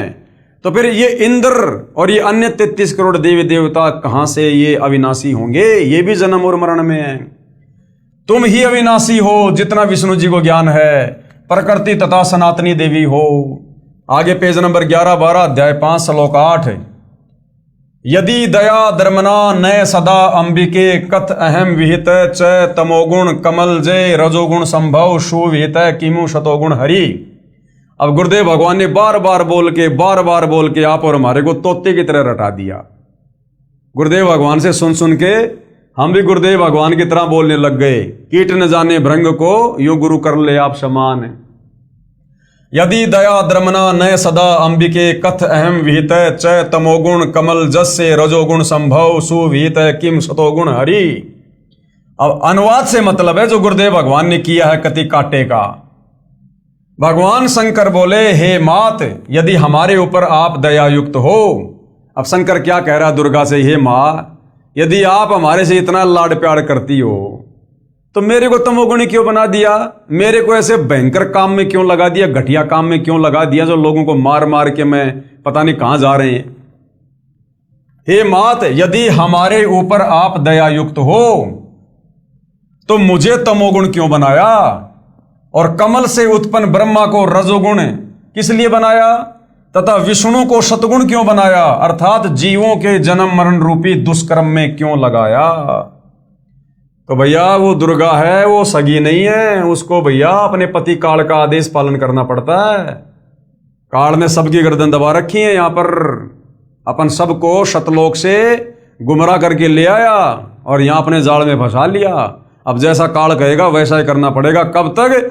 जब तक हमें तत्वदर्शी संत नहीं मिलेगा जिसके आगे ये काल भी थर थर कांपता है। श्लोक 12। रमये से स्वपति पुरुष सदा तवै गति न ही विह विदम शिवे। अपने पति पुरुष अर्थात काल भगवान के साथ सदा भोग विलास करती रहती हो। आपकी गति को कोई नहीं जानता। खुद कह रहे हैं भाई और बहनों ब्रह्मा विष्णु महेश। अब बताओ, अब और किसी की माने ना माने, लेकिन अपने माँ और अपने बाप के बारे में खुद ब्रह्मा विष्णु महेश कह रहे हैं तो फिर मानना पड़ेगा। अब गुरुदेव भगवान निष्कर्ष दे रहे हैं। निष्कर्ष, जो लोग ब्रह्मा विष्णु महेश की भक्ति तक सीमित है ना, उससे ऊपर किसी को मानते नहीं। जिनके विषय में गीता अध्याय 7 श्लोक 12 से 15 में खुद ये काल कह रहा है ब्रह्मा विष्णु महेश का पिता, कि जिनकी बुद्धि ब्रह्मा विष्णु महेश तक सीमित है, यानी जो केवल ब्रह्मा विष्णु महेश की पूजा करते हैं, उससे ऊपर नहीं करते किसी की। कहते हैं वो तो राक्षस स्वभाव को धारण किए हुए मनुष्यों में नीच दूषित कर्म करने वाले मूर्ख। श्रीमद् भगवत गीता का ज्ञान भी इसी काल रूपी ब्रह्म ने श्री कृष्ण जी के शरीर में प्रेतवत प्रवेश करके बोला है। उपरोक्त पवित्र पुराणों ने प्रमाणित कर दिया कि प्रकृति दुर्गा को कहते हैं। गीता अध्याय 14 श्लोक नंबर 3, 4 और 5, इसमें प्रकृति शब्द है। तो ये जो प्रकृति है ये दुर्गा को कहते हैं। इन पुराणों से क्लियर हो गया। तथा सदाशिव अर्थात काल रूपी ब्रह्म तथा प्रकृति से रजगुण ब्रह्मा जी, सतगुण विष्णु जी तथा तमगुण शिव जी की उत्पत्ति पति पत्नी व्यवहार से हुई है। ये तीनों देवता आसमान से नहीं टपके, ये प्रकट नहीं हुए। काल और दुर्गा ने मैथुन क्रिया करके, सेक्स करके, शारीरिक संबंध से, पति पत्नी व्यवहार से तीनों पुत्रों को एक एक गुण से युक्त करके उत्पन्न किया है, जन्म दिया है दुर्गा ने। इसी की साक्षी श्रीमद् भगवत गीता जी भी है। श्री गीता जी सर्व शास्त्रों का सार है, इसलिए इसमें संक्षिप्त विवरण सांकेतिक शब्दों में कोड वर्ड में है, जिसे तत्वदर्शी संत ही समझा सकता है। गीता अध्याय 4 श्लोक 34 काल कह रहा है कि भैया इस सृष्टि रचना का आदि और अंत मैं भी नहीं जानता, ये तो तुझे कोई तत्वदर्शी संत बताएगा। अब तत्वदर्शी संत कौन? स्वयं कबीर भगवान। अब कृपया प्रवेश करें पवित्र श्रीमद् भगवत गीता जी में। अध्याय 14 श्लोक 3 से 5 में पवित्र श्रीमद् भगवत गीता बोलने वाला काल श्री कृष्ण जी के शरीर में प्रेतवत प्रवेश करके कहा कि प्रकृति यानी दुर्गा तो मेरी पत्नी है और मैं ब्रह्म इसकी योनि में बीज स्थापना करता हूं जिससे सभी प्राणियों की उत्पत्ति होती है। मैं यानी काल सबका पिता तथा प्रकृति यानी दुर्गा सबकी माता कहलाती है। कहां? 21 ब्रह्मांड में। इस 21 ब्रह्मांड में काल और दुर्गा के अधीन जितने भी प्राणी हैं उन सब की उत्पत्ति पति पत्नी व्यवहार से काल और दुर्गा से होती है और अपने तीनों पुत्रों को एक एक गुण युक्त करके ये अपना सृष्टि क्रम चला रहे हैं। मैं यानी काल सर्व का पिता तथा प्रकृति यानी दुर्गा सबकी माता कहलाती है। प्रकृति यानी दुर्गा से उत्पन्न तीनों गुण रजगुण ब्रह्मा, सतगुण विष्णु, तम गुण शिव जी जीव आत्मा को कर्म आधार से शरीरों में बांधते हैं। अब बताओ ये ब्रह्मा विष्णु महेश तो हमें काल और दुर्गा के अधीन होकर कर्म बंधन में बांध के रखते हैं ताकि हम काल के जाल से ना छूट जाएं और हम इन्हीं की पूजा करके मुक्त होना चाहते हैं, मोक्ष प्राप्त करना चाहते हैं, कभी नहीं कर सकते। अर्थात ये तीनों ही सर्व प्राणियों को संस्कार के आधार से उत्पत्ति स्थिति तथा संहार करके फंसा कर रखते हैं। अध्याय 11 श्लोक 32 में कहा है कि मैं काल हूं। ये दुर्गा का पति काल, ब्रह्मा विष्णु महेश का पिता काल गीता ज्ञान देते समय श्री कृष्ण जी के शरीर में प्रेत की भांति प्रवेश करके क्या कह रहा है? अध्याय 11 श्लोक 32 मैं काल हूं, सर्व को खाने के लिए प्रकट हुआ हूं। अध्याय 11 श्लोक 21 में अर्जुन कह रहा है कि आप तो ऋषियों को भी खा रहे हो, देवताओं तथा सिद्ध भी आपके मंगल अर्थात रक्षा की याचना कर रहे हैं, वेदों के शत्रुओं द्वारा आपकी स्तुति कर रहे हैं, परंतु आप सबको खा रहे हो। यानी अर्जुन करा कि भगवान लोग तो आपसे भीख मांग रहे हैं जीवन की, आपकी महिमा कर रहे हैं और आप तो उनको भी खा रहे हो। कुछ आपकी दाढ़ी में लटके दिखाई देते हैं, कुछ आप में प्रवेश कर रहे हैं। तो भैया ये काल किसी को नहीं छोड़ता। जब ये अपने तीनों बेटे ब्रह्मा विष्णु महेश को नहीं छोड़ता, इनको भी तपस्या पे भून भून के खाता है, जब मनुष्य रूप में इनका शरीर छूटता है तो बताओ फिर औरों को क्या बख्शेंगे। इसलिए परमात्मा कहते हैं माया काली नागनी आपे जाए आपे खाए और कुंडली में छोड़े नहीं सो बातों की बात। तो भाइयों और बहनों, आज आप और हमें बड़े परम सौभाग्य से कबीर परमेश्वर जी जो स्वयं धरती पर तत्वदर्शी संत के रूप में सतगुरु रामपाल जी के नाम से प्रकट हैं, उनकी शरण प्राप्त हुई है। ये कितना उलझा हुआ ज्ञान है इन शास्त्रों में, कहीं कहीं से उठाकर कबीर परमात्मा सतगुरु रामपाल जी कैसे कैसे आप और हमारे लिए सेट करके इस पवित्र पुस्तक ज्ञान गंगा में लिखे हैं, ताकि हम समझ सकें, काल के जाल को समझ सकें, ब्रह्मा विष्णु महेश के षड्यंत्र को समझ सकें। जब ये ब्रह्मा विष्णु महेश खुद काल के षड्यंत्र में फंसे हुए हैं, इनको भी नहीं पता पूरी व्यवस्था का, एक ब्रह्मांड की रचना का नहीं पता, तो सोचो आम प्राणियों की आप और हमारी क्या औकात जो हम पूरी कंप्लीट सृष्टि रचना को समझ जाएं। तो ये कंप्लीट सृष्टि रचना कबीर परमात्मा ने आज सतगुरु रामपाल जी के नाम से प्रकट होकर स्वयं समझाई है। तो आज भाई और बहनों शु अवसर है, गोल्डन चांस है इस काल के भयंकर षड्यंत्र से बाहर निकलने का। अगर इस समय हम मौका चूक गए, दाव चूक गए और अपनी किसी कमजोरी के चलते अहंकार वश यदि हमने तत्वदर्शी संत सतगुरु रामपाल जी की शरण प्राप्त करके सत भक्ति नहीं की, तो भाई और बहनों युगों युगों फिर लग 84 योनि में गधे कुत्ते सुअर कीट पतंग मक्खी मचल शेर भालू पता नहीं क्या क्या, और दुर्गति दुर्गति फिर दुर्गति दुर्गति, फिर भगवान भी जल्दी से नहीं संभालेगा, क्योंकि आज भगवान हमें संभालने के लिए आया है और हम नहीं संभालेंगे फिर ये परमात्मा नहीं संभालेगा, फिर युगों युगों तक बहुत लंबा कष्ट हो जाएगा। तो भाई और बहनों थोड़ी सी मत कर लो, अपना आधा जीवन तो चला गया है, आधा सा शेष है, पूरे की कामना मत करो। मालिक कहते हैं जीवन तो थोड़ा ही भला जय सत सुमरण होए, लाख बरस का जीवना लेखत रहना कोई। अगर बात समझ में आ जाए, ज्ञान समझ में आ जाए, ये षड्यंत्र समझ में आ जाए काल का, तो सतगुरु रामपाल जी की भक्ति तन मन मन कर्म वचन से दिलो जान से दिन रात करके और यहां से फारिग होने की कोशिश करो।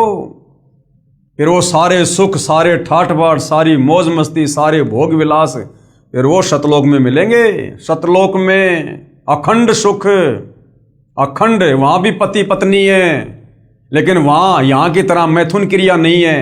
यहाँ की मैथुन क्रिया में हम जो झूठा आनंद लेते हैं सेक्स करते समय, शतलोक में इससे करोड़ों गुणा ज्यादा उत्तम आनंद वहां पर एक दूसरे को देखने से आता, देखने से। और वहां का भोग विलास यहाँ के भोग विलास से करोड़ों अरबों गुणा ज्यादा श्रेष्ठ और उत्तम है, आनंददायक है। तो सब कुछ मिलेगा वहां पर, सब कुछ। जो गंदा सुख यहां पर काल हमें दे रहा है उलझाने के लिए, उससे करोड़ों अरबों गुणा ज्यादा परम आनंददायक सुख हमें शतलोक में मिलेगा। और फिर हमारे ऊपर कोई जो है वो कर्म नहीं लगेगा, कोई पाप नहीं लगेंगे, कोई चिंता नहीं, कोई टेंशन नहीं, कोई 3 गुण नहीं, कोई कुछ नहीं। अजरो अमर शरीर मिलेगा, निरोगी शरीर मिलेगा, ट्रांसपेरेंट शरीर मिलेगा, पारदर्शी शरीर। 16 सूर्य जितनी चमक है, सबके अपने महल हैं, ठाट बाट हैं। यहाँ तो एक मोटरसाइकिल, एक 4 व्हीलर के लिए आदमी पूरी जिंदगी गधे की तरह कमाता है, फिर भी वो किस्तों पे लेके आता है, फिर किस्तों के टेंशन।